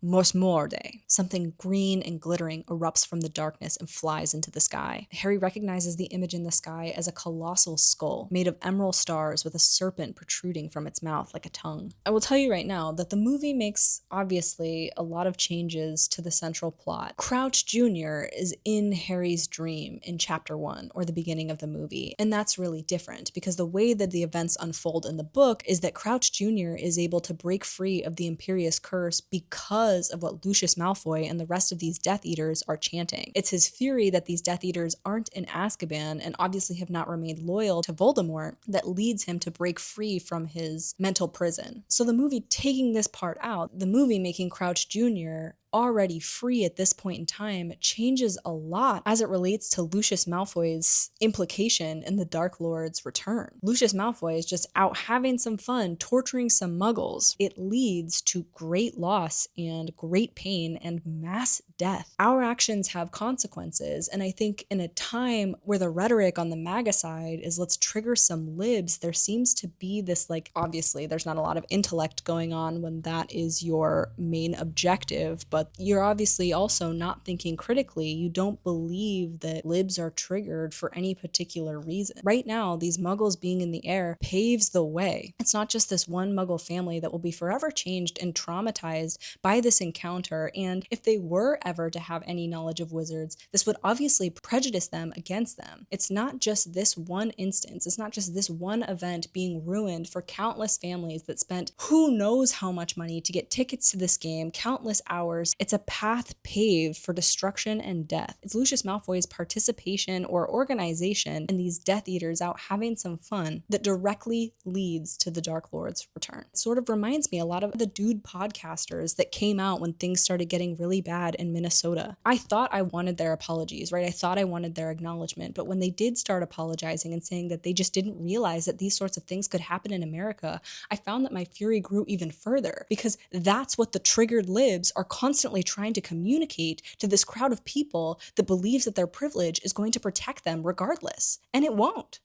Because when you advocate for the rights of anyone being squashed, it means that no one has God-given rights or liberties. Suddenly, after this mark has been cast into the air, the woods around them erupt in screams. Harry is looking for the conjurer of the skull, and Hermione is trying to shove Harry to his feet. She's insisting that they run, that they need to move, because what has just been conjured in the air is the dark mark. Suddenly, 20 wizards apparate around them. Harry yells, "Duck," and the kids narrowly avoid extreme stupefaction. "Stop! That's my son! That's my son!" Mr. Crouch marches to the kids. Arthur asks them if they're all right. "Which of you did this?" "We didn't do this." "You have been discovered at the scene of the crime." "They're just kids, Barty. They'd never be able to." Hermione tells them which direction the mark came from, and Crouch accuses her again, insists that because she knows where the conjurer stood and that they said an incantation, she must know how the mark is summoned and why is she so well informed on such a summoning. But no one else thinks it's likely that Harry, Ron, or Hermione summoned this mark. Amos Diggory, Cedric's dad, says that all their stunners went through the bushes. It's possible that they got the conjurer. Mr. Diggory squares his shoulders and heads for the darkness, and eventually he says, "We got him! There's someone here! Unconscious!" To everyone's astonishment, Mr. Diggory comes back with the house elf, Winky, stunned. Mr. Crouch searches the bushes himself immediately and comes back very pale in the face. His hands are twitching. Everyone assumes it's because he's worried about his reputation and that he hasn't found any sort of other culprit, that it's his house elf that now looks like she conjured the mark. That's not why he's so shaken. Bit embarrassing, Mr. Diggory says. It's Crouch's job to enforce the law. He himself put many Death Eaters in Azkaban, and to have his own house elf conjure the mark is a bit of a disgrace. Arthur doesn't think the house elf was likely to have conjured it either, but apparently she has a wand in her hand. That's already against the rules. No non-human creature is allowed to carry a wand. Bagman finally shows up and is like, "Oh my god, it's the dark mark! Crouch, what's going on?" He's like, "Why weren't you at the match? The house elf saved you a seat the whole time." Crouch says he had busier things to attend to than watching Quidditch. Mr. Diggory asks for permission to perform a spell to renervate Winky so she can tell them her account of the story. She opens her eyes and looks around, quite bewildered, and then she sees the dark mark in the sky and she bursts into terrified sobs. Winky insists that she had nothing to do with it. She does not know how. And unfortunately, when we met Dobby, he talked in a Yoda-ish way, but Winky does not. Dobby doesn't either, really, in this book. The house elf's language, or their syntax, is just without grammar now. It's revealed that the wand in Winky's hand is in fact Harry's missing wand. The Ministry Wizards perform a spell that reveals the last spell that the wand casts, so now we know that wands have like a sort of like internet browsing history, and Harry's wand is responsible for conjuring the dark mark. Mr. Diggory deletes the spell and returns the wand to Harry. The kids say that it couldn't have been Winky because the conjurer of the spell had a deep voice. Perhaps it was a man. Barty says that the accusation leveraged at his house elf is ultimately an accusation leveraged at him, because where else would she have learned the dark mark except in his home? And he and Harry Potter, the two people that have been accused of conjuring the dark mark by Amos Diggory, are the two least likely conjurers of this mark. The evidence is sort of stacked against Winky, but it's pretty understood that Barty Crouch doesn't think Winky conjured this mark. No one else really does either. But despite that, Barty Crouch dismisses her on the spot. He says, "I told you to stay in the tent and you disobeyed." He presents her with clothes, and Winky immediately dissolves into despair. House elves are freed when they are presented with clothes, which we obviously can tie back to things like self-expression and independence to portray one's soul on one's flesh. I think it's also a tie to the fashion industry as it relates to women's clothing and women's status in society. Hermione rushes to Winky's defense, and Crouch says he has no use for a disobedient elf. Christian tradwifedom insists that women are meant to obey and serve. Winky is left sobbing on the field while Mr. Weasley takes the kids back through the woods into the direction of their tent. Hermione rages, talking all the while about how Mr. Diggory kept calling her elf,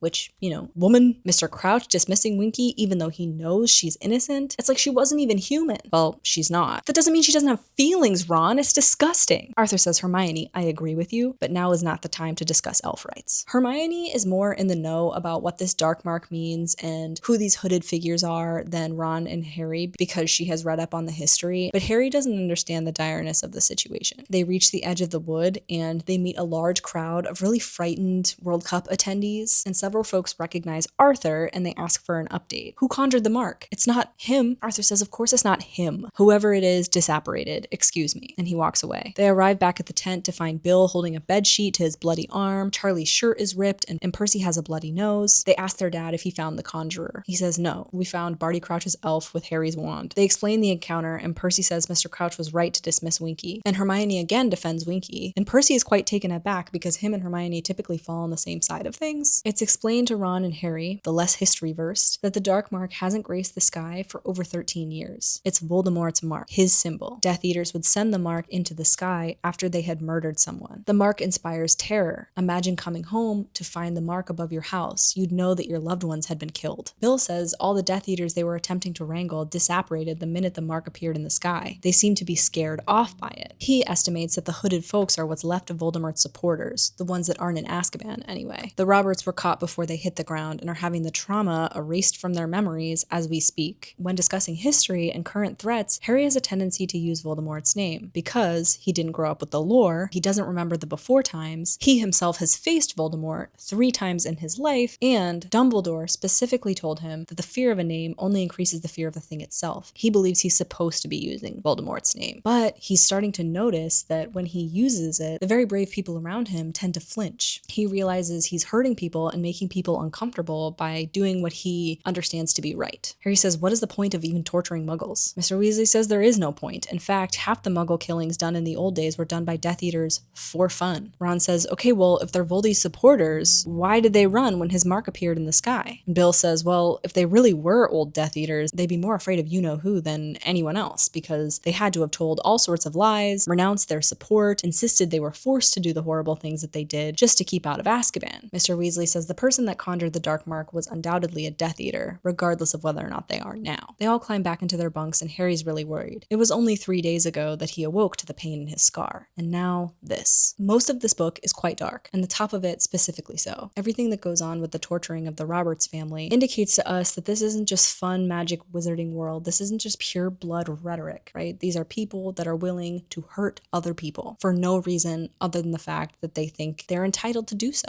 The next morning, the Weasley crew wakes up. They pass a bleary-eyed Mr. Roberts who thinks it's Christmas, and they stand in line for a portkey that will get them close to home. They take an old tire back to Stoatshead Hill, and they walk the rest of the way home before the sun is really even up. When they arrive, Mrs. Weasley is pretty panicked. She comes flying out of the house, a copy of the Daily Prophet in her hand. The headline reads, "Terror at the World Cup." After confirming that everyone is alive and well, she hugs Fred and George the tightest. She sobs, thinking that the last thing she might have ever said to them was that they didn't get enough owls. They all soothe Molly, and they grab the paper and they head inside for breakfast. Hermione makes Molly a strong cup of tea, and Arthur pours a shot of fire whiskey into it. We're further introduced to the Daily Prophet, and more specifically to Rita Skeeter, who's a writer. She's written an article that denounces the whole event as a ministry blunder. She admonishes the event for lax security and the fact that no suspects were apprehended. Percy says Rita Skeeter has got it out for the ministry. Last week, she said it was a waste of time engaging with the cauldron thickness regulation at that. Rita said that they ought to be going after vampires instead, which is just 2 unrelated issues. It's typical Republican whataboutism. Both of these things very well may be problems, and both need to be solved. Bill tells Percy to shut up. Arthur specifically has been singled out by Rita Skeeter in this article, though he goes unnamed. He's just named as a ministry official who came out of the clearing saying no one was hurt, but apparently he neglected to address the rumors of bodies being found in the woods only an hour later. And Arthur's like, well, yeah, now there are bound to be rumors. No one was hurt. It's just a lie. Not Rita's first, and it won't be her last. We understand immediately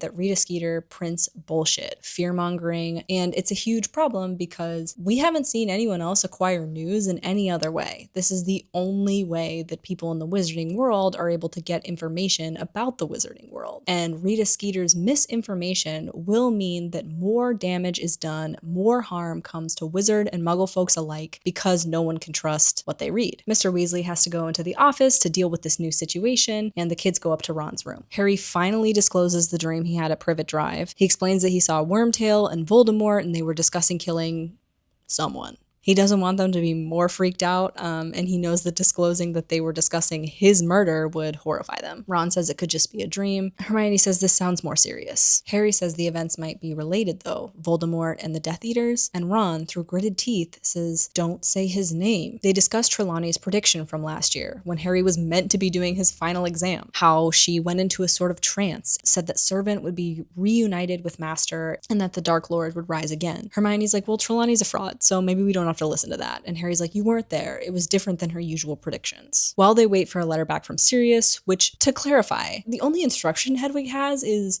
find Sirius. He's anywhere in the world. No address, no last known location. She just finds Sirius because she's a boss-ass bitch. Anyway, the boys, to distract themselves, play Quidditch in the backyard and practice their Wronski Fent. For the last week of summer, Percy and Arthur aren't home much. They're working weekends for the first time since the days of you-know-who. Percy says he's dealing with all sorts of insurance claims because of the ruined tents. And we get another mention of Mundungus Fletcher being sort of a skeeve. He's mentioned in a previous book as ultimately someone who cheats the system and can't be trusted. Percy says that of course his dad is working weekends. He should probably make up for his mistake at the match. He shouldn't have made a statement without consulting the head of the department. And Molly scolds him and is like, don't blame your father for anything Rita Skeeter has written. Which is like, Molly. Harry still hasn't heard anything from Sirius, and he's very, very worried that Sirius has been caught. Harry worries a lot about Sirius throughout the course of this book. Ron distracts Harry by saying, look, Mom got some coins out of your vault, and she washed all of your socks. She got you these new quills, a dozen rolls of parchment, and she refilled his potion kit. And that's the first time anyone's ever taken responsibility for Harry, so that's nice. Ron is going through his own new supplies when he finds what looks like a long maroon velvet dress. It's moldy looking and has this lace frill collar. Mrs. Weasley clarifies that those are Ron's dress robes, robes for formal occasions. They need them this year. I'm not wearing these. And she says, everyone does. It's how you look smart for parties. Ron says he's going naked before he wears that. She says Harry got some too. Look, Harry, show him. And Harry, with some trepidation, pulls out his own brand new dress robes. They're bottle green, more or less the same as his school robes. Mrs. Weasley says she thought they'd bring out the color of his eyes. Ron is indignant. Well, those are okay. Why can't I have some like that? Mrs. Weasley flushes and says she had to get Ron secondhand. And there's something about that, right? Like Mrs. Weasley knowing that Harry has no budget and being able to select his, having to go and like scrounge up something for Ron. Harry feels a sense of shame and says he would gladly split all the money in his vault, but he knows that the Weasleys would never take it. Ron says he's never wearing these robes. Never. And she says, fine, go naked. And Harry, make sure you get a picture because God knows I'm due for a laugh. She leaves and the boys are only left with the sound of Pig choking on an owl treat because the treat is so big and he's so small. Ron says, why is everything I own rubbish?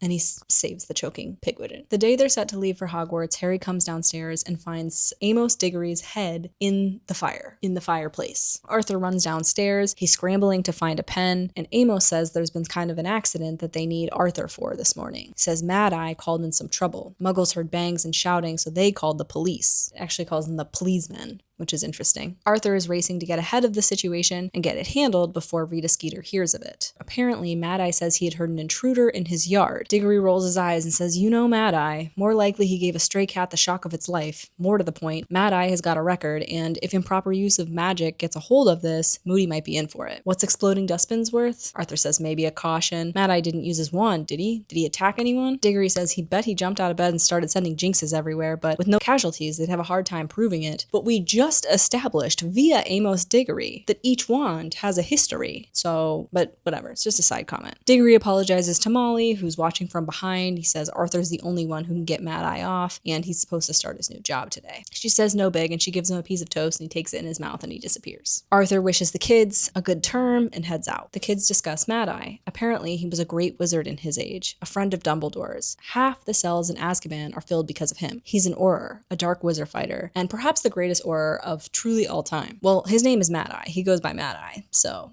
rumors are, though, that he's gone a little funny and paranoid in his old age, seeing trouble where there isn't any. The Weasleys end up taking a taxi to King's Cross. The Ministry was going to send cars, but with all the trouble, they weren't able to. And it's a pretty uncomfortable journey, what with the trunks and the cat and the owls and the fireworks that go off. LOL. They say goodbye to Bill and Charlie, who hint at being jealous. They wish that they could go back to Hogwarts this year so that they can experience what the kids will. Mrs. Weasley said she'd invite them all for Christmas, but she suspects they'll want to stay. And the kids are like, what do you guys know that we don't? They're like, you'll know soon, don't worry. The kids aren't on the train long before they hear Malfoy talking shit about Dumbledore to Crabbe and Goyle. Apparently, he says his father almost sent him to Durmstrang because Dumbledore has a reputation for being a mudblood lover. And Durmstrang doesn't admit that sort of riffraff. Never mind that Draco hasn't successfully performed any magic, and we've seen him be scolded for his bad grades. Draco is the riffraff. He's starting fights left, right, and center. Anyway, apparently at Durmstrang, wizarding school in Northern Europe, the kids learn the dark arts, not just the supposed defense of them. It's got a pretty horrible reputation. Nobody knows what country it's in because there's a lot of rivalry between wizarding schools, so Durmstrang and the Beauxbatons Academy of Magic conceal a lot to hide their own secrets. Both of the schools are hidden, like Hogwarts. Hogwarts is bewitched with muggle repellent charms and whatnot. Hermione says she wishes Malfoy had gone to Durmstrang, then they wouldn't have to deal with him. Malfoy bullies Ron about Pigwidgeon and his dress robes, and it's raining really hard by the time they arrive, and they're all like pretty exhausted. 100 horseless carriages are waiting for the students, and then they're off to the castle. And if you're like, wow, Sage is really dragging this out, I'll have you know that I am not. We arrive at Hogwarts at 23% of the way into the book, which is where we are right now.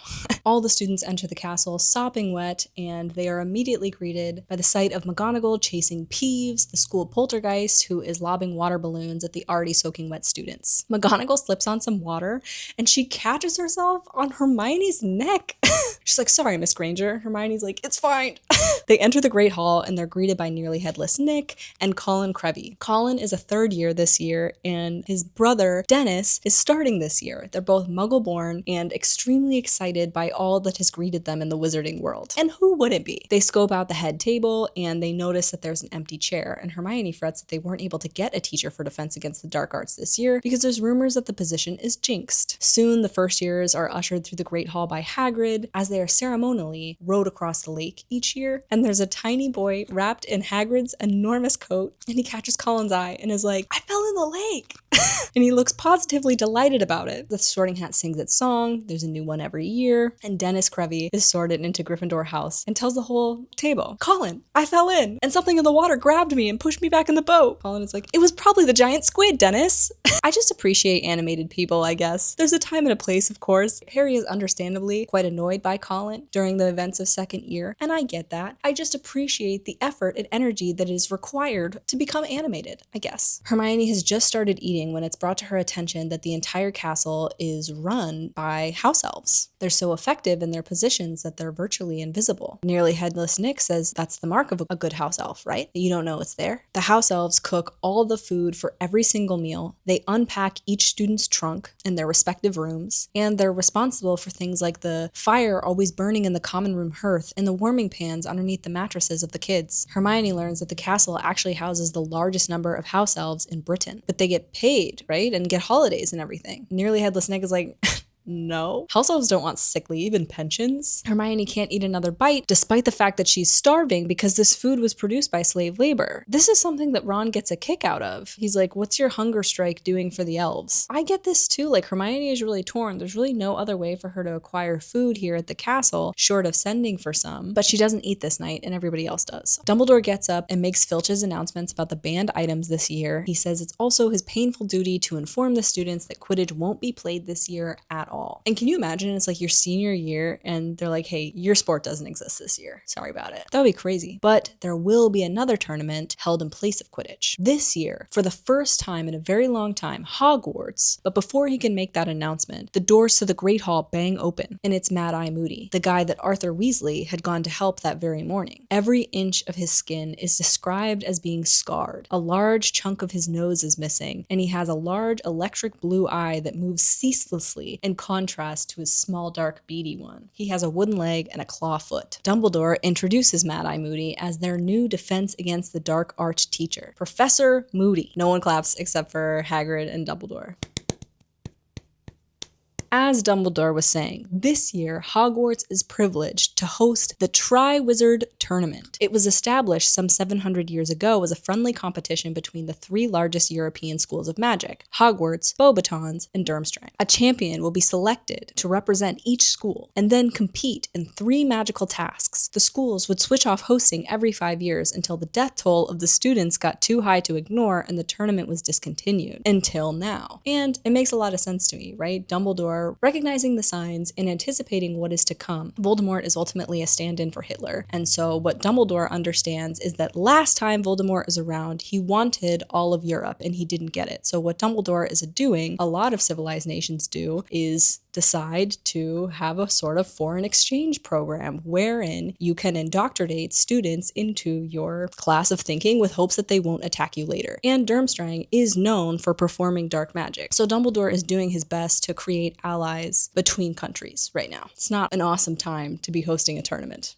but I understand the logic. Dumbledore continues that the other schools will be arriving in October and the selection of champions will take place on October 31st, Halloween. An impartial judge will decide which 3 students are most worthy to compete, and the winner will earn the Triwizard Cup, glory for their school, and 1,000 gold galleons. I'm going for it, Fred whispers. However, one caveat this year is that only students that are of magical age, only students that are 17 years old will be allowed to put their names forward for consideration. Dumbledore will personally be ensuring that no one underage hoodwinks the impartial judge. This is really disappointing to most of the students in the school because it ultimately means only 6th or 7th years are eligible to compete. The feast ends and there's much discussion about fooling the impartial judge. It is eventually worked out that the cup itself probably will choose whoever's most worthy regardless of age. So if you can get your name into the goblet, probably you've got a shot. Hermione says, what about the people that have died? Aren't you worried? Fred and George say, nah, that was ages ago. And they ask Ron if he'd like to enter if they can get around the age thing. And Ron says, I don't know, I reckon I've learned enough to compete. But that night, before he falls asleep, he murmurs that he might go for it. If Fred and George found out a way how, never know. The next morning is the first day of school, and the 4th year Gryffindor's schedule have them outside all morning long. They have herbology and then care of magical creatures. And then they'll have double divination in the afternoon, which Harry is really bummed about because Trelawney tends to tearily predict his peril and imminent death in front of the entire class. Harry is always watching for mail, becoming more and more worried about Sirius, and he notices that Malfoy has received a packet of homemade sweets, which indicates to me that Malfoy is shown love and care in some way by someone. In herbology, the 4th years are dealing with bubbo-tubbers. There's a lot of mention of acne in these books, but it's never on the part of the main characters, and it's always a side character that doesn't get a ton of respect. And I find that frustrating because the understanding is that the main characters are like, they're not super hot or anything, but they're also like relatively attractive. Anyway, bubbo-tubbers need to be squeezed of their pus to apparently make remedies for acne. And in Care of Magical Creatures with Hagrid, they're doing something equally gross. They're handling newborn, blast-ended scroots. We eventually learn that Hagrid illegally bred these scroots and that they're a cross between manticores and fire crabs. There are hundreds of them in several crates and they look like deformed, shell-less lobsters and they're all just like crawling on top of one another. They're pale and slimy looking and have no discernible heads and just legs in every direction. They've just hatched, so Hagrid has decided that this class will be raising them as their project themselves. Malfoy says, and why would you want to raise them? Hagrid doesn't understand the question. Malfoy is speaking to his personal philosophy. He says, what about the scroots makes them useful? Like the bubbo-tubbers? We're squeezing them for a reason? Malfoy's personal philosophy, what he has learned in his home, is that something must earn its right to exist or its right to be cared for. One must be of utility to be worthy of affection or time. Hagrid says, that's next week, Malfoy. This week is just feeding them. Some of these scroots tend to like have electrical explosions out their back ends and some of them have stingers and it's a pretty hazardous and not fun time. After their morning outdoors, they head to lunch and Hermione is like shoving food in her mouth and then she runs off to the library, which surprises the boys because they don't even have homework yet. The boys head to the heavily perfumed divination tower and Trelawney immediately zones in on Harry. It's not a very good first day of school. She can tell that he's pretty preoccupied and she says that his worries are not baseless. She sees difficult times ahead for him, but I dare say she's right. Harry reminds himself that Hermione thinks she's a fraud and perhaps he does too. He thinks she's mostly lucky lucky guesswork and a spooky manner, and that's about all. What's interesting about Trelawney, right, is she's meant to be a descendant of Cassandra, and Cassandra in mythology was cursed to be a prophet but to never be believed. And so I think JKR is doing something with that. Trelawney is often correct in her prophecy and is also regarded as a fraud. Perhaps the curse is hereditary and has resulted in her not even believing in herself. Harry zones out in the class and comes to with Trelawney singling him out. She asks if he was born in midwinter because his manner and his dark hair indicate that he was, and he's like, no, I was born in July.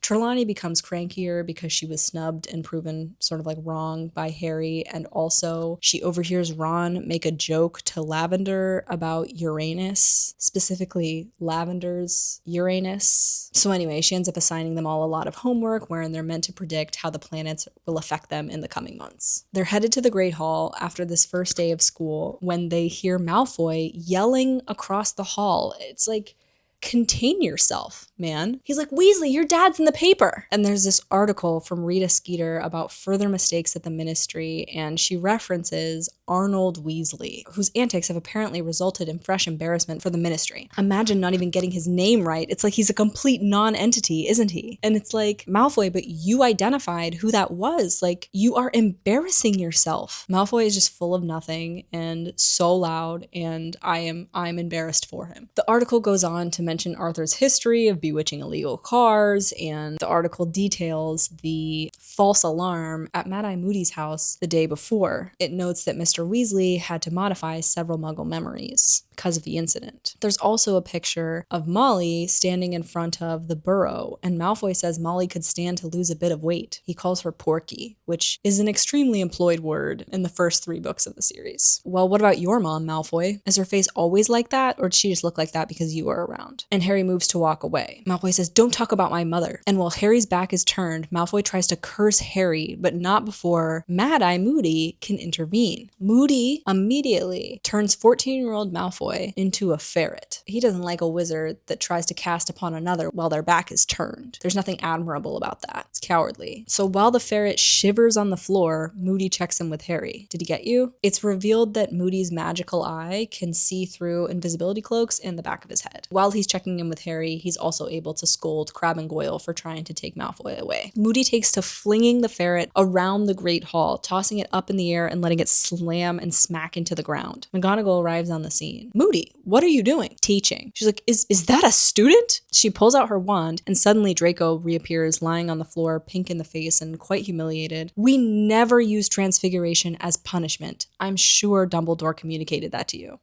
Like, yeah, he might have mentioned it. Malfoy, never to be outdone, mutters something about his father finding out about this. Oh yeah? Tell your father that Moody's got an eye on his kid. Oh, and I'll bring you to Snape, the head of your household, another old friend of mine. Let's go. So, as the reader, we sort of trust Moody because he checked in with Harry and he protected Harry, and Harry hasn't been protected from Malfoy's bullying by any other adults in any other books. And he's obviously trusted by Arthur Weasley, Dumbledore. He's someone who's respected by Lucius Malfoy, someone who scares Lucius Malfoy and scares Snape, and yet is also someone who would turn a student into an animal and fling them about the hall. So, you know. And Malfoy doesn't need defenders, right? He's got thugs. But afterward, Ron asks everyone to be quiet so he can fix the memory in his mind. He claims it was the best moment of his life. And these kids haven't seen a lot of justice, and I'm not saying this was justice, but Malfoy usually gets away with things. It's like Harry, Ron, and Hermione are usually punished for Malfoy's misbehaviors. So I get why Ron feels this way, but it also doesn't feel right to me as an adult person. Guess. I'm with McGonagall. Hermione runs off to the library after dinner, and Ron and Harry hang with Fred and George at dinner, and they have taken their first class with Moody today, and they immediately revere him. He knows, man. He's seen it all. Ron's like, God damn it, we don't have him till Thursday.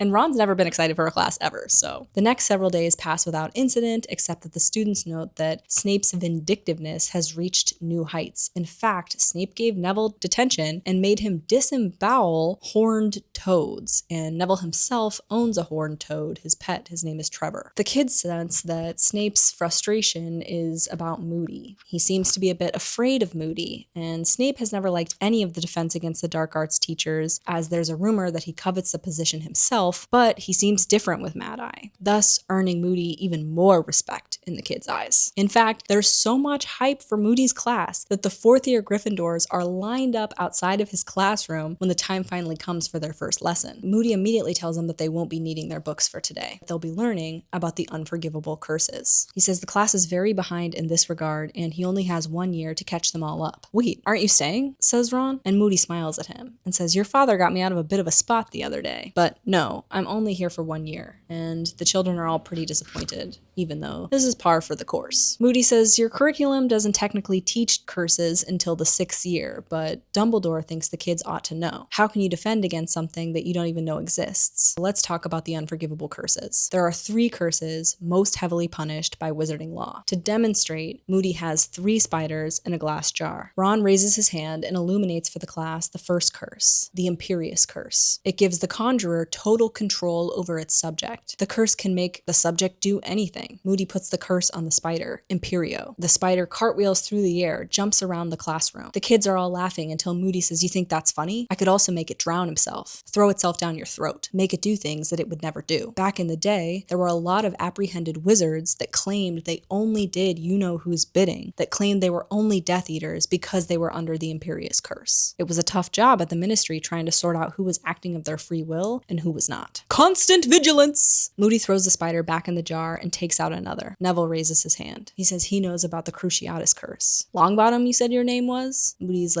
looking at him really intently. And I'll tell you right now, spoiler alert, this is not Mad Eye Moody. This is someone disguised as Mad Eye Moody. It's the very someone that tortured Neville's parents into delirium. This person right now who's going to demonstrate the Cruciatus Curse in front of Neville in a classroom is the very same person that stole Neville's parents from him. For him to be looking at Neville and for Neville to be volunteering this information has to be some sick perverted joke to him. I am horrified that he's this close to this child, and I am certain that he is getting off on it. But that's not how it reads when you don't know that this isn't Moody. When you read this for the first time, I personally had a lot of trust in Moody, I guess. Moody raises his wand and performs the curse on the spider, Crucio. The Cruciatus Curse forces the cursed person to feel extreme and debilitating pain. It was apparently very popular among Death Eaters. Moody loses himself in the curse. Hermione has to yell at him to stop torturing the live being in front of them. She's not concerned for the spider, though. She's looking at Neville, whose hands are clenched into fists and whose eyes are wide with terror and who's gone pale in the face. The third curse is Avada Kedavra, the killing curse. Some people latch on to the latter part of the word, cadavra, which sounds like cadaver, which is obviously Latin for corpse, but I believe JKR herself says that Avada Kedavra is a twist of the word abracadabra, the most popular and famous magical word at the time of this publication. Abracadabra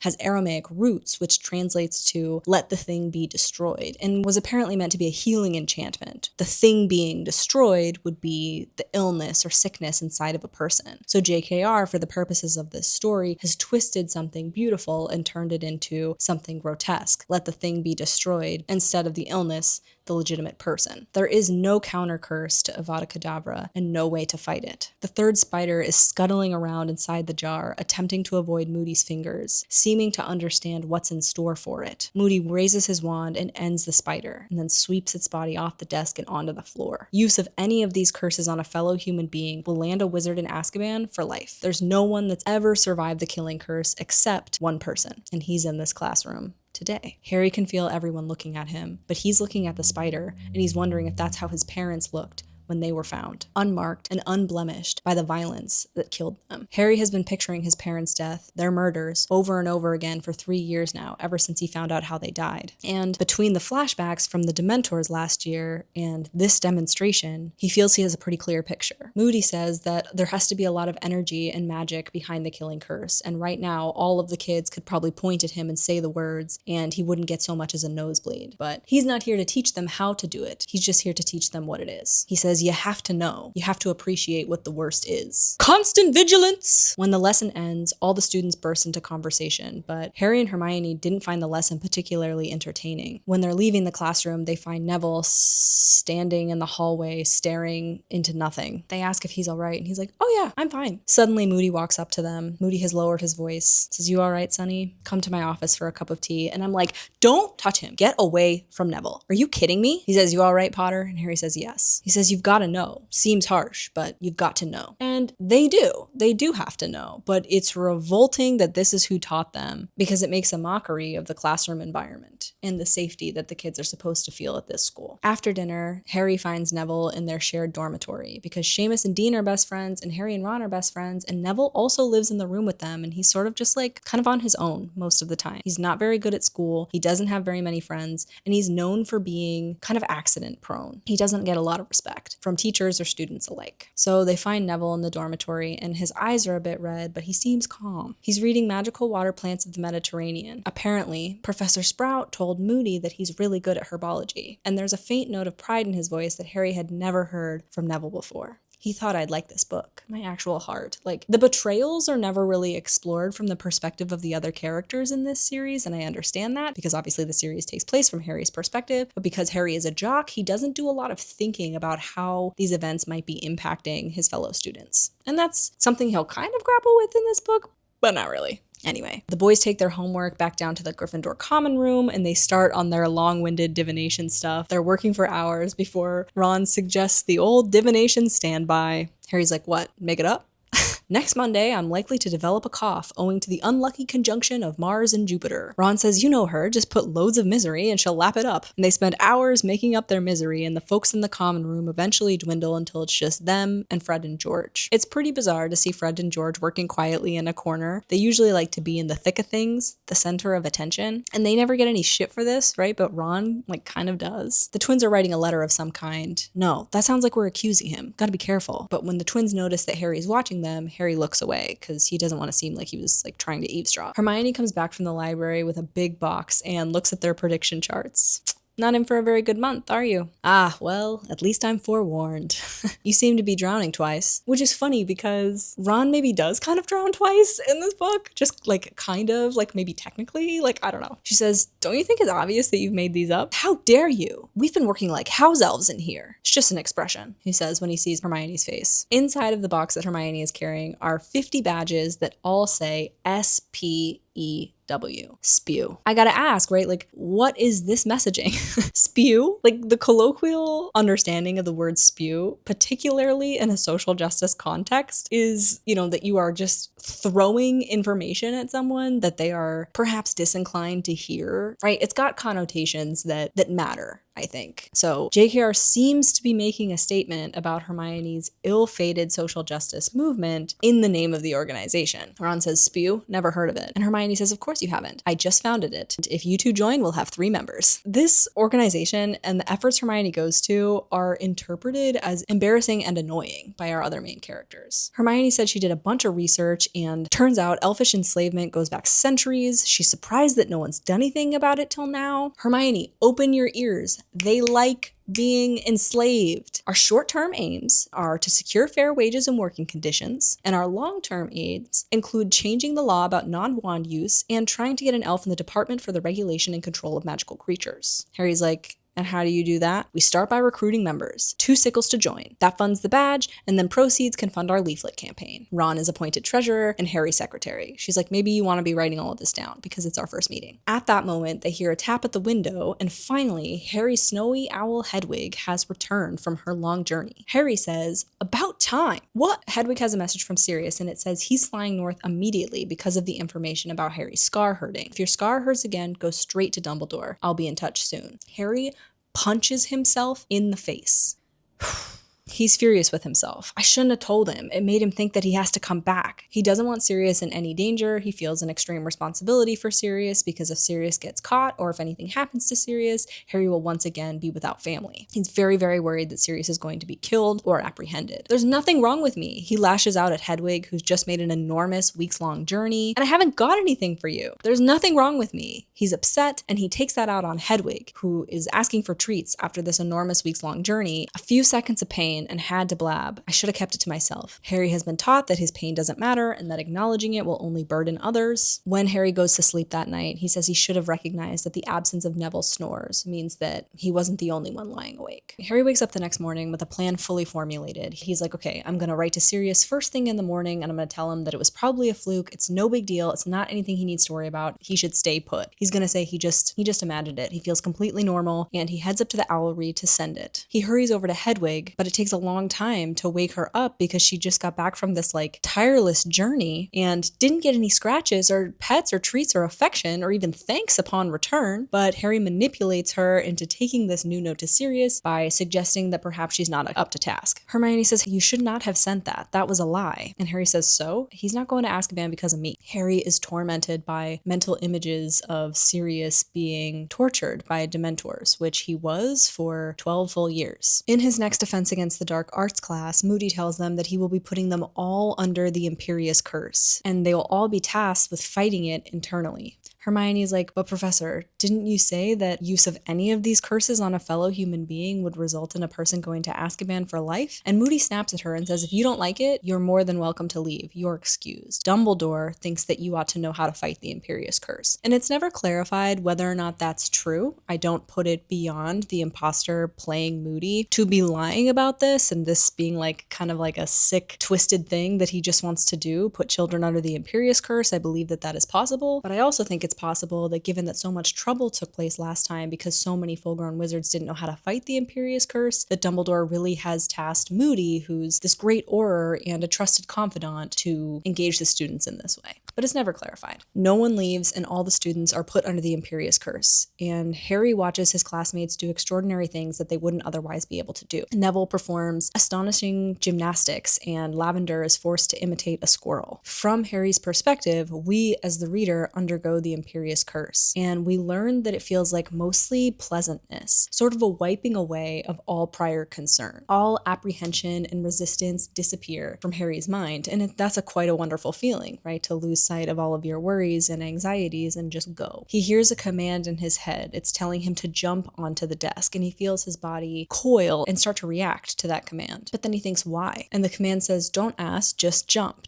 onto the desk. And he goes, why would I jump on the desk? And we're meant to believe that Harry at 14 has such presence of mind that he is able to, under that first attempt of being put under the Imperious Curse, nearly fight it off. He tells himself that he's not going to jump, and the curse tells him to jump, and so he sort of comes to. Harry gets really hurt because half his body tries to jump onto the desk and the other half doesn't. So he like bangs his head on the desk, and he says he nearly shatters both his kneecaps, which I gotta imagine is extremely painful. He has fought the Imperious Curse nearly successfully, something much older and perhaps more talented wizards are literally never able to do, right? We are led to believe that there are several adult characters in this book that exist in the fog of the Imperious Curse for a year or years at a time. Moody puts Harry under the curse 4 times until Harry is able to throw it off completely. This person disguised as Moody teaches Harry how to save himself. Something we're certainly grateful for now because Harry has this skill, but my skin just crawls to think of Moody's impersonator feeling the license to do this to a bunch of kids. After class, Harry says the way that Moody talks makes it sound like any of them could be attacked at any second, foreshadowing for later in the book. Other happenings at Hogwarts, there's a lot of opacity as it relates to sentience because in Transfiguration, they're turning hedgehogs into pincushions, and Dean gets reprimanded because his pincushion still curls up every time someone approaches it with a pin, which implies fear to me and pain. So my question is, can all beings be turned into objects? Do we not have magical laws against that? And once an object, does one retain one's sentience? Or do the students that successfully turn hedgehogs into pincushions not curl up because they can no longer feel pain? Their minds no longer exist? Questions. Trelawney is really pleased with the boys' divination homework that is all made up, and she commends the boys on their unflinching acceptance of their own demise and the fate that is to befall them. Professor Binns, the ghost who teaches history, has them writing weekly essays on the goblin rebellions of the 18th century. Harry is like drowning in all of his homework. Snape is forcing them to research antidotes. Hagrid is delighted because the blast-ended Scroots are growing at a remarkable rate, especially because no one has figured out what they need to eat.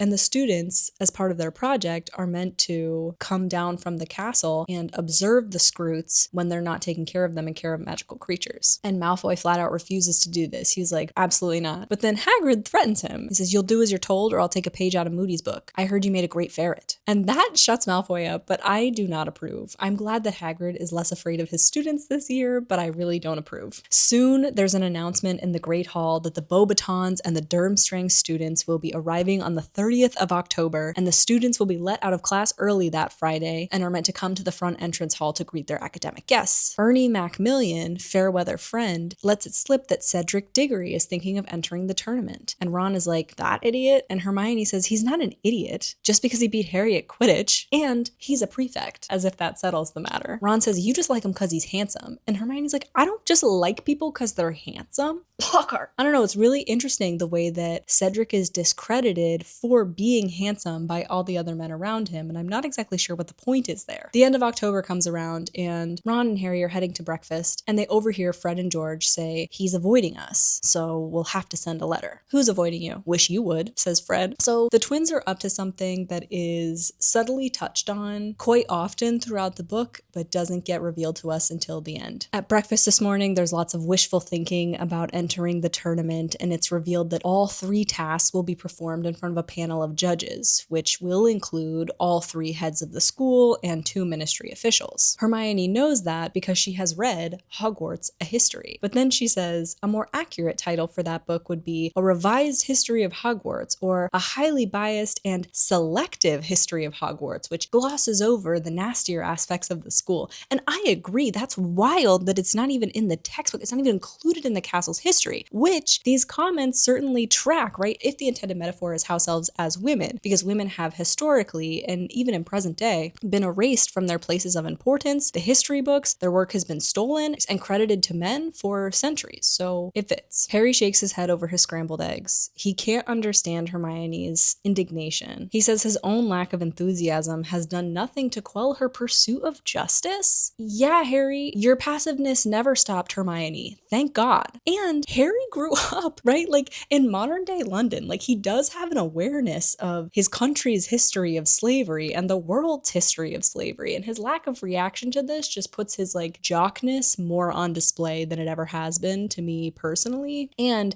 it indicates that Hermione has perhaps even more heart than Harry. Most people in the school regard spew as a joke. In fact, even calling it spew, like it's an unfortunate name. Hermione says it's S-P-E-W. It's not spew, but it is spew. And JKR wrote it that way. Did I tell you what spew stands for? Society for the Promotion of Elfish Welfare, which is not, it's kind of clunky. Like it's clear that JKR has gone out of her way to make this spew, which is either about our narrator and the way that they understand Hermione's pursuit of justice, or like the social justice warrior aspect of her personality, or it's meant to reflect the action that Hermione is taking part in. And we can't really know, based on the narrative here, what our own author's opinion is of it, but the new relevant cultural context may be that JKR disapproves of social justice warriors, and her whiteness and her wealth, her privilege, make that okay for her. Anyway, Fred and George tell Hermione that a trip down to the kitchens might do her some good, because the house-elves are happy, Hermione. They want to be doing that work. They don't want to be liberated. They don't want rights. This is their natural place. Hermione says, yeah, that's because they're brainwashed, and given that it's been going on for centuries, they're broken. That sort of casts Hermione and her opinion in this light. It almost makes it look like Hermione is the bad guy because she's like accidentally othering the house elves by insisting that they don't know what they want for themselves. It seems like that's what the book is saying, but that is not how I feel as a reader, and it's never how Hermione feels. So the owls come in at breakfast as they usually do, and Harry has a reply from Sirius so fast. Sirius says, nice try, Harry. I'm back in the country and I'll stay hidden. Please keep me posted on any and all happenings at Hogwarts, and don't send Hedwig next time. She's too recognizable, so send different owls every time you send a message to me. School lets out early that Friday, and all the students line up in front of the castle to greet their new guests. They wait for a while and they start to get antsy, but eventually, coming over the tree line of the Forbidden forbidden forest is this gigantic powder blue horse-drawn carriage that's the size of a house, and it's soaring toward them. It's pulled by a dozen winged horses, all palominos, which I had to look up to understand, but I believe is intended to describe their color. They have gold and tan bodies with like cream-colored manes and tails. All the palominos are the size of elephants. And soon, the students lay eyes on the headmistress of the Beauxbatons Academy of Magic. Her name is Madame Maxime. She's the largest woman Harry's ever seen. She's larger even than Hagrid. She's wearing many rings and is dressed in black satin. There's a lot of emphasis on like her thick fingers and her hands. She is welcome to Hogwarts and she introduces her pupils, the Beauxbatons, which are in fact co-ed. In the movie, when the Beauxbatons are introduced, there is just a straight up shot of their asses. Hello? This is a children's movie. Also, both of these schools, Durmstrang and Beauxbatons, are co-ed in the books, so which begs the question, what are the movies trying to say about the feminine and the masculine that even JKR was not saying at the time? Making that distinction, having these schools be single sex, means that Fleur being chosen as champion sort of discredits her validity as it relates to her worthiness. Being chosen from an all-girls school and all the other boys being chosen from either an all-boys school or a co-ed school makes it seem like the girls can't actually compete in a co-ed space, especially because of the way that Fleur performs in these tasks, but we will certainly get there later. But in the books, Beauxbatons and Durmstrang are both co-ed. All of the Beauxbaton students are shivering because their robes are made of a fine silk and none of them have brought cloaks. And a lot is being said about the people of France through Harry and Hermione's commentary on the Beauxbatons, which I personally have nothing against. I love the French. I love French food. I love French wine. I love French cheese. Seems like just honestly UK insecurity. One woman's opinion. Dumbledore tells the Beauxbatons that they're welcome to wait inside and warm up while the Hogwarts students wait for Durmstrang. Dumbledore assures Madame Maxime that their Care of Magical Creatures professor will be able to take care of these enormous horses. And there's all this discourse about the horses and them requiring a firm hand and only drinking single malt whiskey, and I think these are sex jokes, but I am not certain. A little while later, there's commotion on the lake, then a whirlpool appears, and the mast of the Durmstrang ship surges from the depths. The Durmstrang students exit via plank. They have really bulky coats and hats on. The school is also co-ed. We meet Durmstrang's headmaster, Professor Karkaroff. He's described as having a fruity, unctuous voice, which I think is meant to imply that he's being phony, but again, confusion. He's tall and thin like Dumbledore. He just has a goatee, and it doesn't really hide his weak chin. As the Durmstrang students file into the school, Ron punches Harry's arm, but he didn't need to alert Harry because Harry saw him too. Walking into Hogwarts right now is none other than international Quidditch champion Victor Krum. Ron starts to freak out, and Hermione's like, for heaven's sake, he's just a Quidditch player. When they get back into the dining hall, the students from the Beauxbatons have taken their seats at the Ravenclaw table, and the Durmstrang kids have taken seats at the Slytherin table. So it kind of means that when we enter the Triwizard tournament, we sort of have representation from each house. The Beauxbatons are apparently pretty underwhelmed by the accommodations here at Hogwarts. Hermione takes offense because some of the girls have wrapped their scarves around their heads and are still shivering, and she's like, they can't be that cold. It's like, okay. The House-elves have prepared an accommodating feast for their international guests. There's food present on the table from the other students' country of origin for the first time, and the Hogwarts students are pretty put off by it. Eventually, Fleur Delacour walks over to the Gryffindor table to see if they're going to eat their bouillabaisse.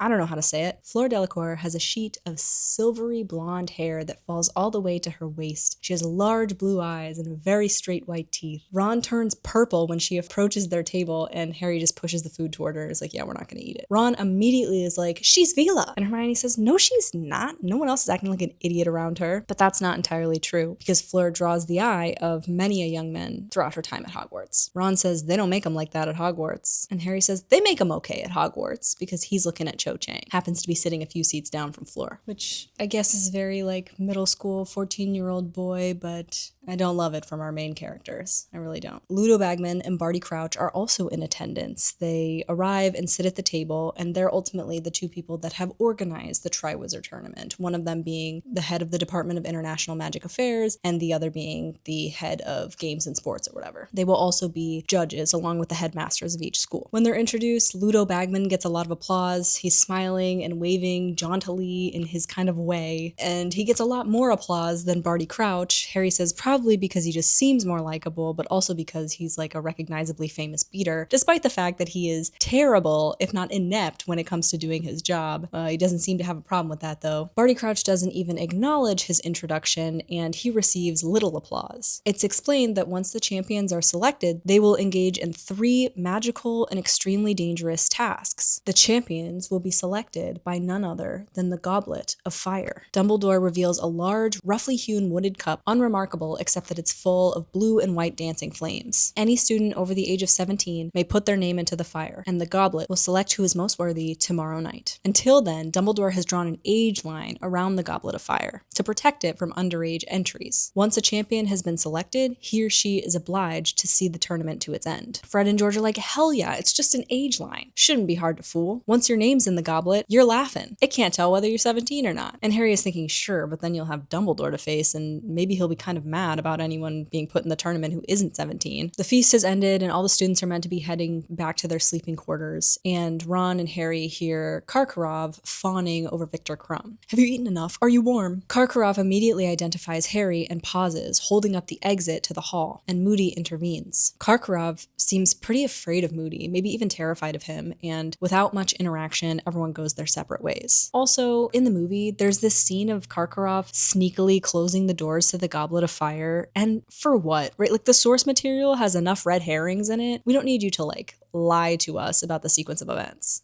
Thank you. The next day is Saturday, so most people are just sitting around watching people enter their names into the cup. And Harry says he bets some people put their names in last night. That's what he would do if he was going to enter, because what if the goblet just throws your name right back out? Harry, despite all of his successes and accomplishments, is still terrified of doing anything in front of people. This is a trauma response because he's like, yeah, probably the goblet would be like, no, you suck. Fred and George come downstairs and they have brewed an aging potion. Hermione says, I'm sure Dumbledore thought of an aging potion. I'm not sure this is going to work, which is very different than, it's not going to work. Fred has a slip of paper and says Fred Weasley, Hogwarts. He takes the aging potion, he takes a deep breath, and he steps over the line. And he's so excited because he's pretty sure it works that George jumps over too. And before the two of them can put their names into the Goblet of Fire, both the twins are thrown by what seems like an invisible shot putter. They land 10 feet away and they both immediately sprout long, white beards. The entrance hall rings with laughter and even Fred and George chime in. In the movie, they have the twins fight, but in the book, they just laugh. There's so much drama in the book that Warner Brothers does not need to be hyping up the tension. Dumbledore says, I did warn you, as he enters the hall. Dumbledore in the books seems to be quite calculated, very strategic, but he has a sort of lightness to him. He's almost never angry, never panicked, in a way that I don't know is totally pulled off or executed in the movies. And I don't know if that's an actor thing or a director thing, but Dumbledore is meant to feel safer than I think any of the actors have been able to accomplish. Angelina from the Gryffindor Quidditch team puts her name in, and they all hope for her while the Hufflepuffs hold out hope for Cedric Diggory. The kids decide that they're going to spend the day at Hagrid's, and Hermione has brought her spew badges and she's going to try to convert Hagrid to the cause. They get there and they find that the Beauxbatons carriage is parked right outside of Hagrid's hut. When they knock on the door, Hagrid opens it wearing his very best and this really horrible Harry Brown suit, and he has an orange and yellow checkered tie, and he's tried to comb his hair back with what Harry thinks is axle grease, but he's ended up just pushing it into 2 large bunches, and it doesn't suit. The kids inquire about the Scroots, and Hagrid says there's only 20 left because they started killing each other, and Ron's like, bummer. They eat lunch at Hagrid's. He's made what he said was beef casserole, but Hermione unearths a large talon in her chunk, so they kind of lose their appetites. Hermione and Hagrid argue about spew because Hagrid refuses to join. He says, you'd be doing them an unkindness, Hermione. It's in their nature to look after humans. It would be insulting to try to pay them. And women are often told that we are the more nurturing sex. And because our bodies are capable of pregnancy, child-rearing must be our natural calling. It's a very conservative and regressive talking point. It's very relevant today. This language echoes that and in my mind cements the metaphor so that when I'm reading the rest of the book, that's just the way that I see it. I see JKR making a point about the way that women are socialized and raised to sort of relegate their autonomy to men. And also, right, how ridiculous of a point is this? It would be insulting to try to pay them to do what they're naturally good at. Yeah, because that's how capitalism works, right? If someone pays you for something, it clearly discredits your passion. The less someone pays you for work, the more valuable it is. We all agree with that, right? No. The four of them decide to walk back up to the castle around dusk for the Halloween fest, and Hagrid seems to be wearing a lot of cologne, and the kids are like, this is maybe a bit much. So he goes to wash it off, and he runs into Madame Maxime and seems to forget that he was going to walk up to the castle with the kids at all. And the kids are like, what the heck, Hagrid? And they sort of like chase after the Beauxbatons and Hagrid. They deduce that perhaps Madame Maxime is the reason for the suit and the hair and the tie and the cologne. Harry says the last time he saw this look on Hagrid's face, he was looking at a baby dragon. After another spectacular Halloween feast, the goblet is eventually ready to produce its champions. The flames turn red and the sparks fly, and Dumbledore catches the first bit of parchment that is thrown from the cup. The Durmstrang champion will be Victor Crumb, International Quidditch champion. The Beauxbatons champion will be Fleur Delacour, to whom Ron and Harry have taken to calling the Vila girl. The Hogwarts champion, the students wait, breathless, to see whose name is on that slip of parchment in Dumbledore's hand, will be Cedric Diggory of Hufflepuff House. The applause from Hufflepuff is so loud that it takes a minute before Dumbledore can speak again. Once selected, the champions were told to walk through this back corridor behind the professor's table, but the champions are no longer present when the flames, much to everyone's surprise, turn red once more. Dumbledore catches the piece of paper that wasn't supposed to fly out of the goblet, and he reads the name, Harry Potter. Harry is stunned. He feels numb. He feels panic. He's like, no, couldn't be Harry Potter. There's no applause, only silence. Ron and Hermione are looking at Harry, open-mouthed. I didn't put my name in. You know I didn't put my name in. Harry Potter! Dumbledore calls again, and Hermione gives Harry a push. Harry can barely get his feet to move. This is horribly embarrassing. This sucks. He was really looking forward to sitting back and letting someone else do the entertaining, dangerous stuff for once. He can feel his entire school's eyes on him. He's this 14-year-old kid that everyone thinks has tricked the Goblet of Fire. He's pretty embarrassed and confused and upset. Dumbledore ushers him through the door that the other champions have gone through. Everyone is silently gaping at Harry, assuming he found a way past not only Dumbledore's age line, but also that he's so worthy that the Goblet of Fire had to choose him at 14, as well as Cedric, the of age Hogwarts champion. Harry walks into this room, and all the other champions are standing around the fire, looking really grown up and impressive. Fleur assumes that Harry has a message of some kind. Does they want us back in the hall? He just stands there, struck by how tall they all are. Ludo Bagman enters first. Extraordinary, he says, and squeezes Harry's arm. May I introduce our fourth Triwizard champion? Fleur assumes he's joking, and Cedric is just looking politely bewildered. Fourth champion? Fleur says he is too young. And Bagman says, well, the age restriction is technically new this year, and I don't imagine there will be any backing out at this stage. Dumbledore, Mr. Crouch, Karkaroff, Madame Maxime, Professor McGonagall, and Professor Snape all sweep into the room. Fleur is like, they're saying this little boy is going to compete? And Harry's like, little boy? The other headmasters are upset because Hogwarts has two champions, thereby their chances of winning have just doubled, and this is against the rules. They think foul play on Dumbledore's part. Snape says, this is no one's fault but Potter's. He's been crossing lines since the day he got here, and that is true. Dumbledore calmly asks if Harry put his name in the Goblet of Fire. No. Did you ask an older student to do it for you?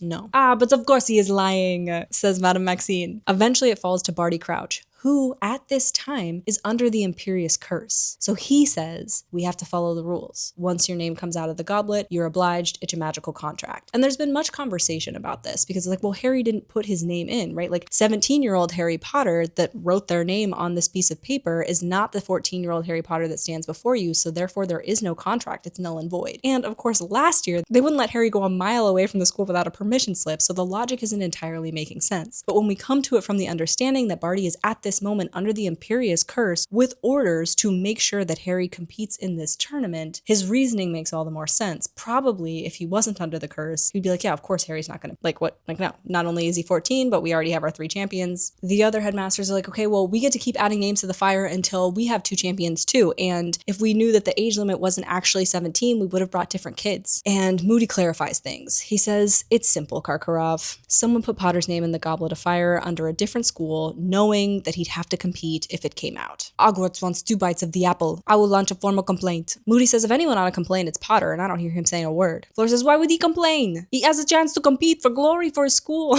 Sorry, I'm not The prize money! This is a chance many would die for. Perhaps someone is hoping Potter will die for it, says Moody. Moody says it took a really powerful Witcher wizard to hoodwink such a magical object as the Goblet of Fire, which is really him just patting himself on the back because what he just said is correct. Someone just put his name under like a fake school, and so it was the only name in there, and so it shot out. It's actually not, it's not that crazy. It's not that impressive. Karkaroff says, you sound like you've thought a lot about this, Moody, and Moody pokes at Karkaroff's dark past. Dumbledore scolds Moody and says, stop. No interfighting here. It's decided that everything will just have to proceed. And I think Dumbledore also wants to see how things play out. Not necessarily because Harry is bait, but because I think he has a few plans and contingency plans, and this might lead to contingency plan A. And it does. So Barty Crouch tells the kids that the first task will be kept secret until the day of, and it will test their daring. It will take place on November 24th, and owing to the time-consuming nature of the tournament, they will all be excused from end-of-year exams. He says Barty Crouch looks different than he had at the Quidditch World Cup final. He has bags under his eyes, and he seems kind of twitchy. Dumbledore also expresses mild concern for Crouch and says, would you like to stay at the castle for the night? Crouch says, no, I have to get back to work. I have tons to do. And Bagman says, I'm staying, Barty. Why don't you stay?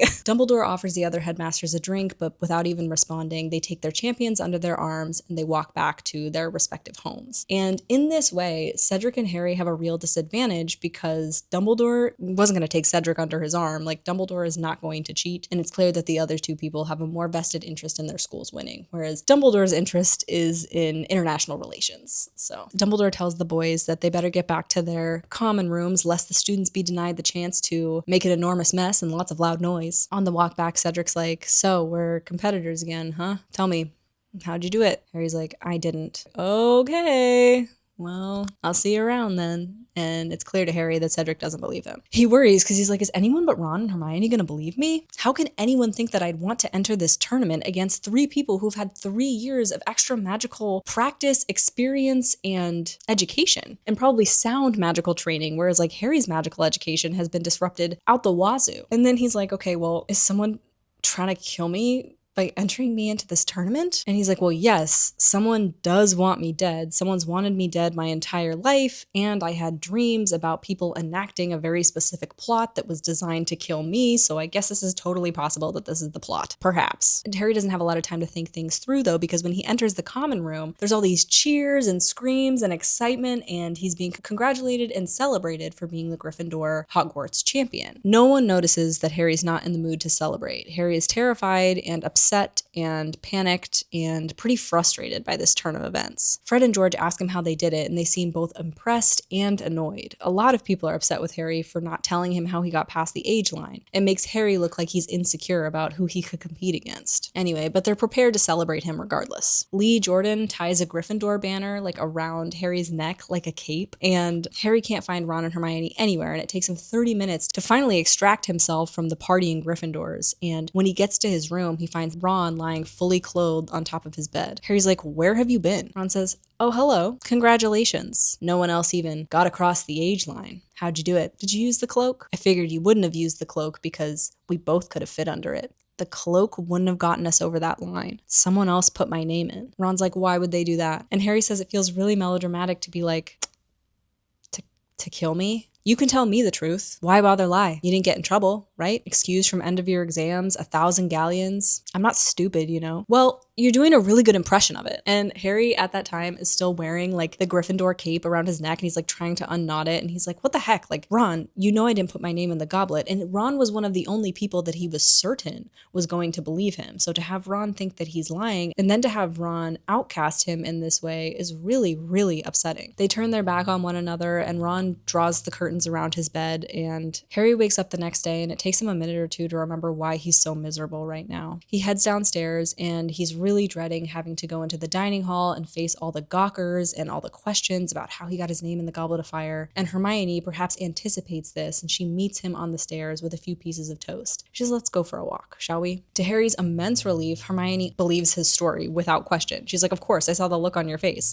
And she says, well, Harry, isn't it kind of obvious? Ron's jealous. He doesn't really think you put your name in the Goblet of Fire, not really. And she seems kind of awkward about it. Look, It's you that gets all the attention, and I know it's not your fault, but he's always shunted to the side whenever you're around, and he never mentions it, but perhaps it was just like one time too many. And Harry's like, great, well, I'll swap anytime he freaking wants. He's welcome to it. Have a bunch of strangers gawking at his forehead every 5 seconds. Harry never would have considered that Ron was jealous in any way, shape, or form, because Harry is actually jealous of Ron for the warmth that he has in his family, the belonging that he feels in his family, and, you know, the fact that the world's most notorious murderer isn't after him.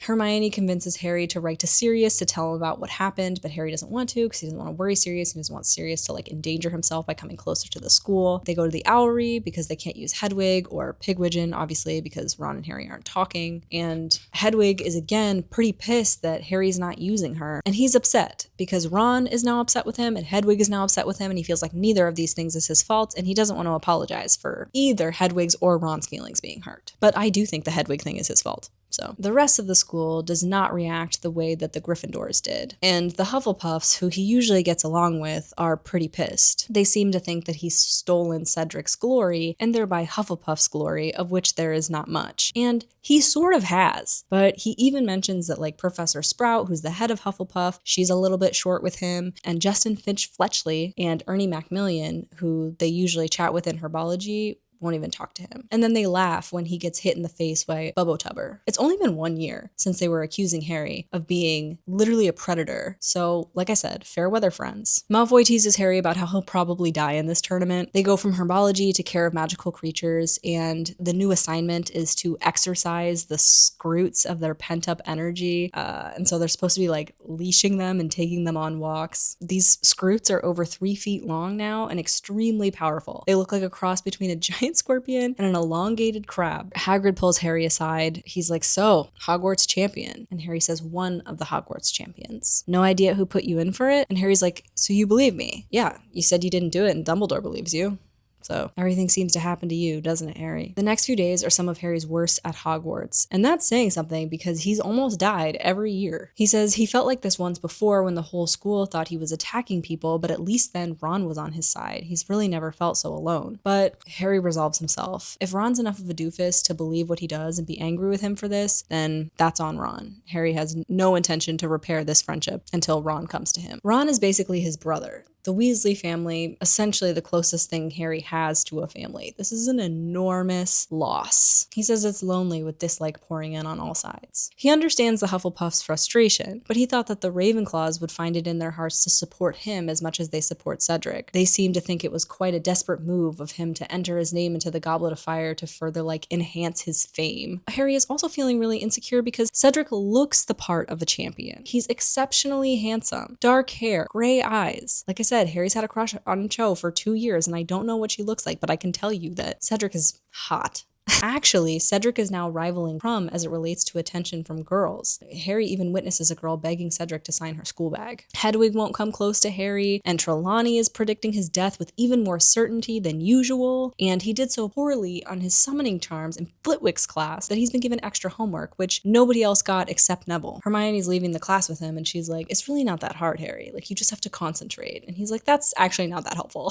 Potions is torture, and Hermione has to keep muttering this mantra of ignore them, ignore them, ignore them, ignore them under her breath to keep Harry from exploding into a ball of rage. He leaves potions one day to find everyone in the hall wearing these badges, and for a second he thinks they're spew badges, and he's like, oh my god, but they're not. They're badges in support of Cedric Diggory, the real Hogwarts champion. And if you press the badge changes its face to say Potter stinks. It's Malfoy who's been handing out the badges. I know that's such a shock because Malfoy's obsessed with Harry Potter.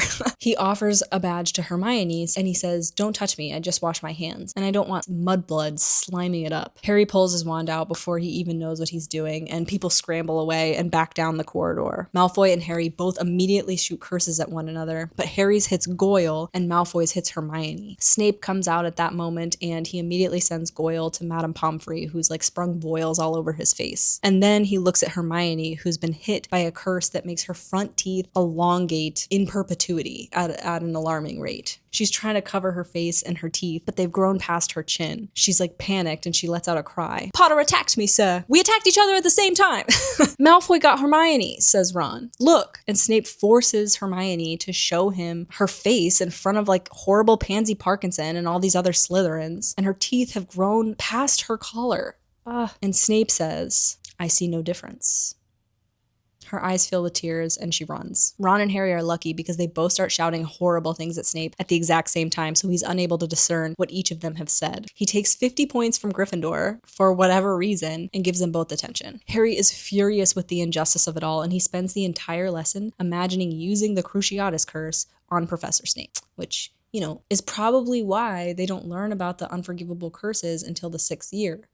Harry is raging with hormones and pain and trauma. The class is working on antidotes, and Snape makes it pretty clear that they're going to be using Harry as a test subject, so Harry is just like waiting to be poisoned. But Colin Creevey saves the day. He walks in and says that Harry has been excused from the rest of classes for something to do with the Triwizard tournament, and he tells the whole class that Harry will be taking pictures for the Daily Prophet, and Harry's really embarrassed by this. Colin walks Harry to this small classroom where all the other champions are, and Victor is standing moodily in the corner, and Fleur and Cedric are engaged in conversation. Today is apparently the wand weighing ceremony of the Triwizard tournament, and the judge will be arriving any minute. Also in the room is Rita Skeeter of the Daily Prophet, the fear-mongering bullshitter. She asks Bagman if she could have a quick word with Harry before it all begins, and with zero regards for Harry's youth or, you know, consent, Bagman says sure, and Rita Skeeter pulls Harry into a broom closet. She says, "You won't mind, will you, if I use a quick quotes quill?" And I gotta say, the actress that plays Rita Skeeter just like eats up every single scene that she is in. She's great. Rita Skeeter supposedly has 3 gold teeth and very long red fingernails that are described as talons. Harry very quickly ascertains that the quick quotes quill is making quite a few indulgences as it relates to the conversation that the two of them are having. In fact, Harry doesn't say much during this conversation other than hey, I don't, I didn't, and I'm 14, because Rita Skeeter keeps getting his age wrong. Skeeter is somehow able to build an entire profile history on Harry and his tragic past. She questions him about his parents, whether or not their murder affected him. Did his trauma make him so keen to live up to the hype of his name? Thankfully, not too much time has passed before the door opens and it's Dumbledore standing there. He's very cordial. He says, "Hello, Rita," and he never seems angry, which I really appreciate about the way that Dumbledore is written. She asks if Dumbledore enjoyed her article about the International Confederation of Wizards conference, and he says, "Yes, I particularly enjoyed the bit where you called me an obsolete dingbat." And she says, "You know how it is." She starts to explain, and Dumbledore says, "Rita, I'd love to hear the reason behind the rudeness, but we just don't have time right now." Dumbledore has brought with him Mr. Ollivander, who originally sold Harry his wand. Ollivander will be the judge of the wand weighing ceremony, which is ultimately just to make sure that none of the wands, that no one is cheating via their wand, that all the wands work. It's cool because we get information about all the characters' wands. Fleur's wand is 9.5 inches, inflexible, rosewood, and contains the hair of a Vila, her great-grandmother's, so it is revealed that she actually is part Vila. Ollivander says something about that being pretty unusual for wands because they can make the wands temperamental, but to each their own. Diggory, his wand is 12.25 inches. It's ash, springy, and contains a single hair from a particularly fine male unicorn. Ollivander asks Cedric if he treats it regularly, and Cedric is like, "Polished it last night." And Harry looks at his wand and it's all like smudged with fingerprints and whatnot, and he didn't know the wand weighing ceremony was today, so he couldn't prepare for it. He tries to like wipe it off with like his shirt, and Fleur looks at him like...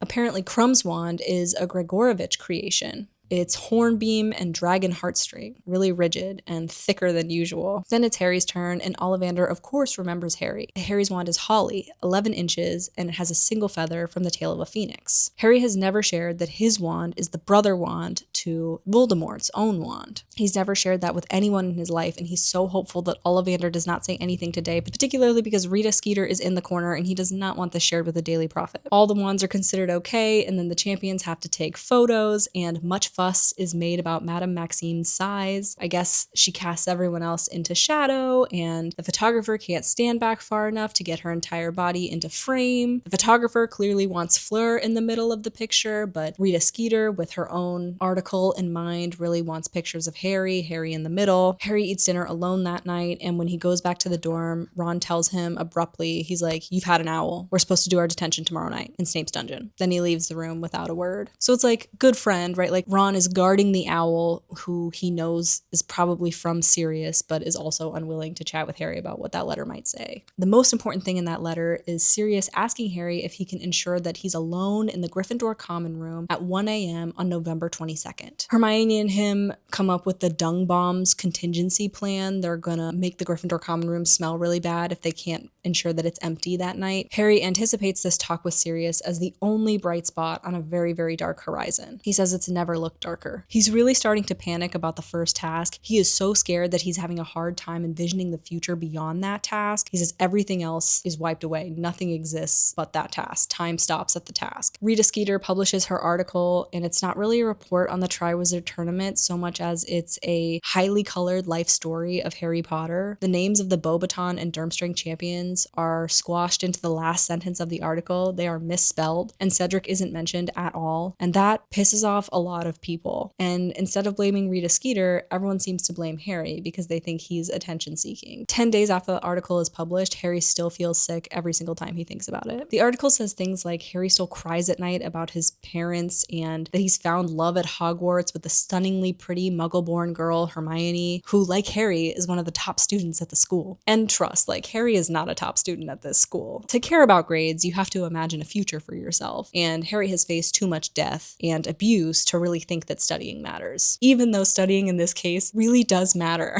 He is teased relentlessly. People are constantly shouting lines from this article at him, and even though they're not things that he talked about, like, they are about his real life legitimate trauma in the murder of his parents. He's so used to people like shouting abuse at him that one day someone calls his name, "Hey Harry," and he decides to fight back, and he wheels around. He's like, "That's right, I've just been crying about my dead mom, but it wasn't a bully, it was actually Cho Chang. Oh, just your quill, you dropped it." And he's like, "Right. Sorry." And she says, "Good luck, Tuesday. I hope you do well." Even though Hermione is also being bullied, Harry says she is behaving admirably. Understandably, her being described as a stunningly pretty muggle, there's much discussion about how Hermione isn't particularly pretty. She's supposed to have these buck teeth and this bushy hair, and she cares a lot about her education, and so she answers a lot of questions, so she's also kind of this know-it-all, which makes her unattractive in that way. So she's also sustaining a lot of abuse, but she hasn't taken to yelling at strangers in the hallway yet, so he has a lot of admiration for her. Harry and Ron still aren't talking, and Harry hoped that they were going to make up during Snape's detention, but the article came out that day, and the article seemed to confirm for Ron that Harry really was doing this all for attention, so they don't talk.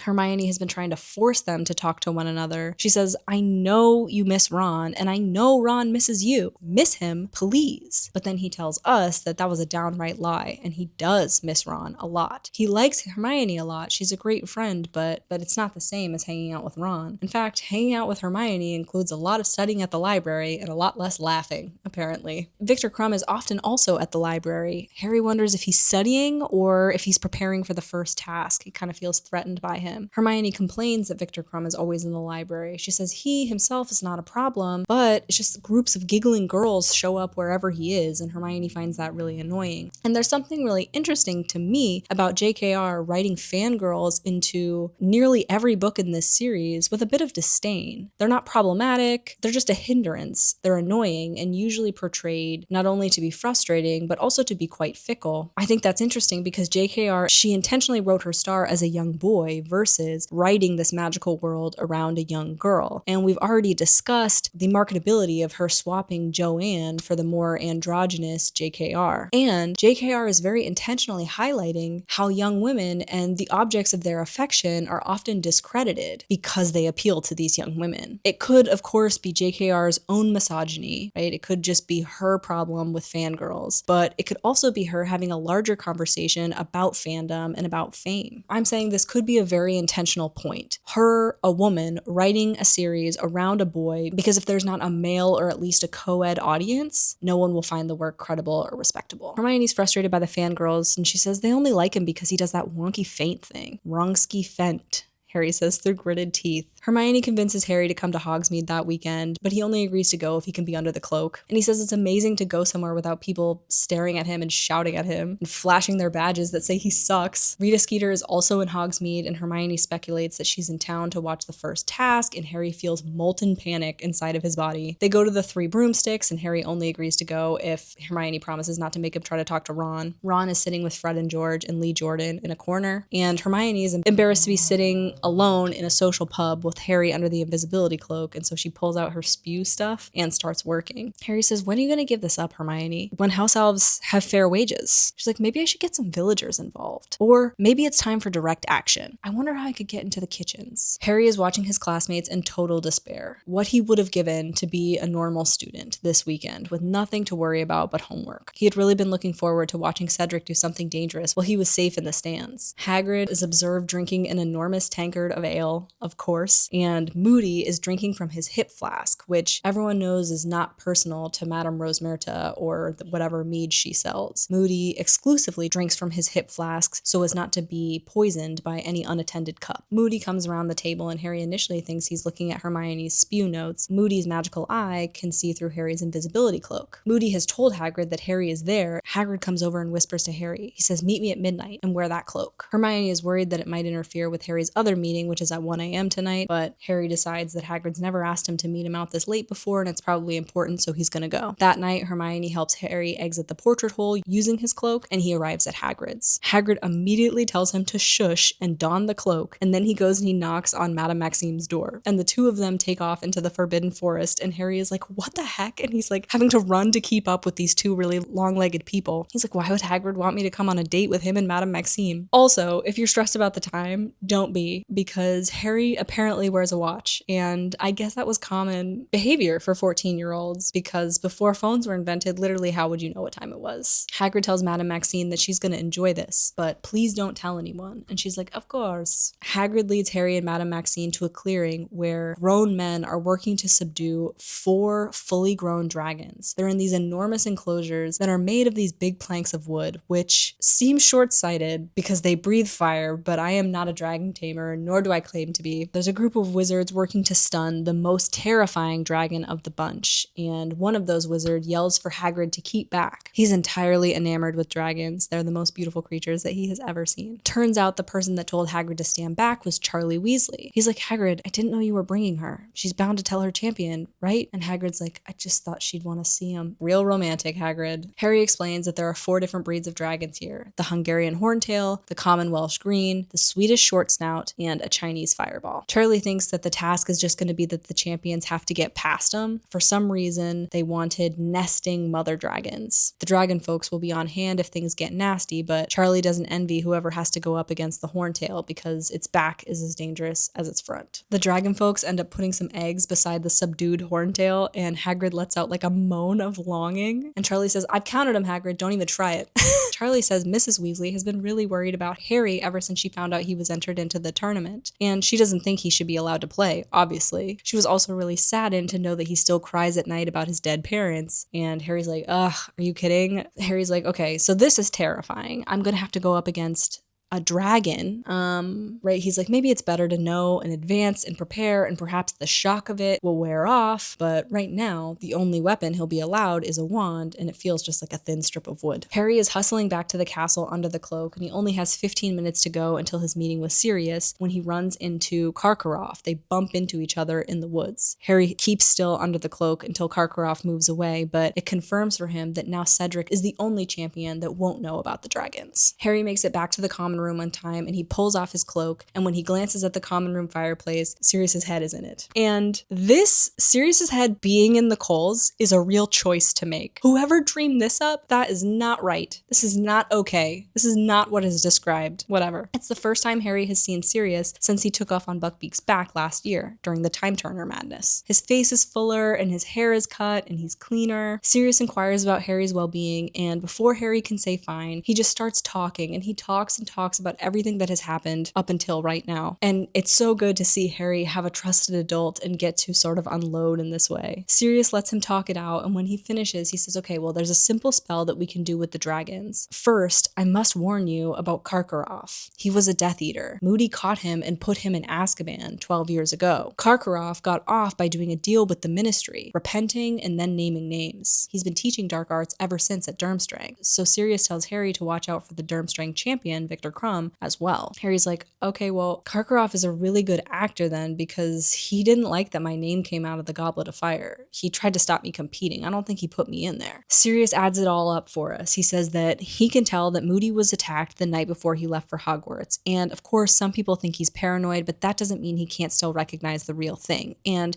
perhaps someone tried to stop Moody, this great Auror, basically the best ever, from getting to Hogwarts so that he couldn't protect Harry during this Triwizard tournament plan. And also, Sirius says Bertha Jorkins is missing and the Ministry can't find her. She disappeared in Albania, rumored to be where Voldy was last spotted. And Sirius is like, I actually know Bertha. She was a few years ahead of us at school and she's actually an idiot. Super nosy, but no brains. And it's like, imagine for a second you heard some guy that was a few years younger than you in school being like, yeah, she's so dumb. Bertha's probably like, Sirius who? Like, what? Yeah, whatever. Anyway, Sirius says, between all that and the Death Eaters at the Quidditch World Cup, I worry that someone's trying to kill you, Harry, and make it look like an accident. And Harry's like, yeah, well, they're not gonna have to try very hard for much longer because I'm gonna fight a dragon in 2 days. And just as Sirius is about to reveal the simple spell that Harry needs to save his life, he hears someone coming down the spiral staircase into the common room. His heart starts pounding and he tells Sirius to go now, because if any student saw Sirius's head in the walls of Hogwarts, it would be a pretty extreme to do. Harry knows he'd be questioned by the Ministry. There would be a lot of commotion about this. He needn't have worried though, because it's just Ron. Who were you talking to? And what's that got to do with you? I just wondered. Never mind. Nothing. Harry knows Ron didn't do it on purpose, and he knows that Ron doesn't know what he walked into, but right now, in this moment, he's furious, and he hates Ron and everything about him, down to the inch of ankle he can see beneath his too small pajama pants. And it's like, Harry, you're noticing things about the men in your life that indicate something about your sexuality, friend. Anyway, Ron says, I bet you were just practicing for your next interview. And Harry chucks a Potter Stinks badge at his head, and it bounces off his forehead. There you go. Something for you to wear on Tuesday. You might even have a scar. That's what you want, right? Like, Harry would trade lives with Ron in a heartbeat. Harry wishes Ron would hit him. He's looking for a fight, but he doesn't. So Harry goes upstairs fuming, and Ron doesn't return to the dormitory that night. Harry tells Hermione everything the next morning, and she thinks the dragons are more pressing than the Karkaroff information. They walk 3 times around the lake, trying to think of a simple spell that would subdue a dragon. They go to the library and they look through nearly every book that the school has on dragons. They leave the library with no luck because Victor Crumb comes in, and Hermione doesn't want to deal with his entourage. There's like girls wearing Bulgaria scarves around their waists. Harry wakes up on Monday morning and seriously considers running away from Hogwarts. It's really the only home he's ever known. It's the only place he's ever been happy, and he's like, do I need to flee right now? It's so sad. Then he thinks, well, I'd rather be here fighting dragons than at Privet Drive with Dudley, so that's good information to have. Harry sees Cedric in the hall at school on Monday, and he doesn't want to talk to him in front of his friends because there are a lot of the people that keep quoting Rita Skeeter's article at him. So he does a spell that splits Cedric's bag. Parchment, quills, and ink all fall out of it, and Cedric tells his friends he'll catch up, and Harry's like, yes, just what I hoped for. They're the only 2 left in the hall. Cedric is like, hi, my bag split, brand new and all. He's like, no, Cedric, Harry split his brand new bag. Harry says, hey man, the first task is dragons. And Cedric was like, what? It's dragons. Prepare yourself. I can't tell you how I know because Hagrid would get in trouble, but he tells him that the other champions definitely know. Cedric has all his stuff in his hand and like his ripped bag on his shoulder. Why are you telling me? Harry is aghast, sure that Cedric would not be asking that question if he had seen the dragons himself. Harry's like, it's just fair, isn't it? Now we all know. Moody overhears this conversation and he pulls Harry aside. Harry is worried that he's going to tell Dumbledore or just turn him into a ferret, but Moody takes him into his office. That was a very decent thing you did, Potter. In Moody's office, there are lots of strange things. On his desk is a cracked sneakoscope. It's humming slightly, and Moody says there's so much deception in a high school that none of his normal gadgets work. Nope. Moody says, so you found out about the dragons. Cheating's a pretty traditional part of this tournament. And Harry's like, I didn't cheat. It was an accident, sort of. I wasn't accusing you, laddie. Moody says, let me just give you some advice. Play to your strengths. Harry says, I don't have any. Harry, who last year conjured a full Patronus. This is a direct impact of trauma, folks. Trauma all the way down. Moody gets Harry to work out that if he could summon a broom, he'll probably be able to get past the dragon. Harry's an incredible flyer, after all. Harry runs his next class, which is herbology, and he's like, Hermione, I need help. And she's like, yeah, I am helping you. All I've been doing is helping you. And so they spend all evening practicing the summoning charm that Harry had a hard time mastering in Flitwick's class. Harry wants to skip his other lessons, but Hermione is like, like, I will not be skipping arithmancy, thanks. And so Harry says there's no point in skipping without her, so he goes to divination, and Trelawney says the alignment of the planets means people born in July are prone to violent death at this moment. And Harry says, as long as it's not drawn out, because I don't want to suffer. And him and Ron make eye contact for the first time in a while. After the dinner, Hermione and Harry use the cloak to sneak into a classroom, and they continue practicing until Peeves, the castle poltergeist, shows up and pretends to think that Harry wants things thrown at him, and he starts throwing chairs. And so then they move to the common room, and it's 2 a.m. before Harry has really got it. Accio. Harry wakes up the next morning, it's the day of the task, and he's really removed from the excitement of the school. He feels terrified, and he thinks he's going to die today. Hermione and McGonagall are also super anxious. McGonagall tells him to just do his best, and no one will think any worse of him. The champions are brought to a tent outside of the event, and they're each made to pull a tiny model of the dragon that they're going to be facing. Their task is to collect the golden egg from the nesting mother dragon. Harry's selection of the Hungarian horntail, real bummer, means that he will go last, so he has to just sit in this tent and listen to all of the other champions take on their dragons. And once it's over, he says that the waiting was definitely worse than engaging with the dragon himself. Before Harry can start, Bagman pulls him aside and offers to help him. Bagman's like, I won't tell anyone. What can I do to help? And Harry's like, isn't that cheating? Like, aren't you in charge of this? No thanks. And Harry's like, I'm fine. And he wonders why he keeps telling people he's fine when he's literally never felt less fine in his life. Been there.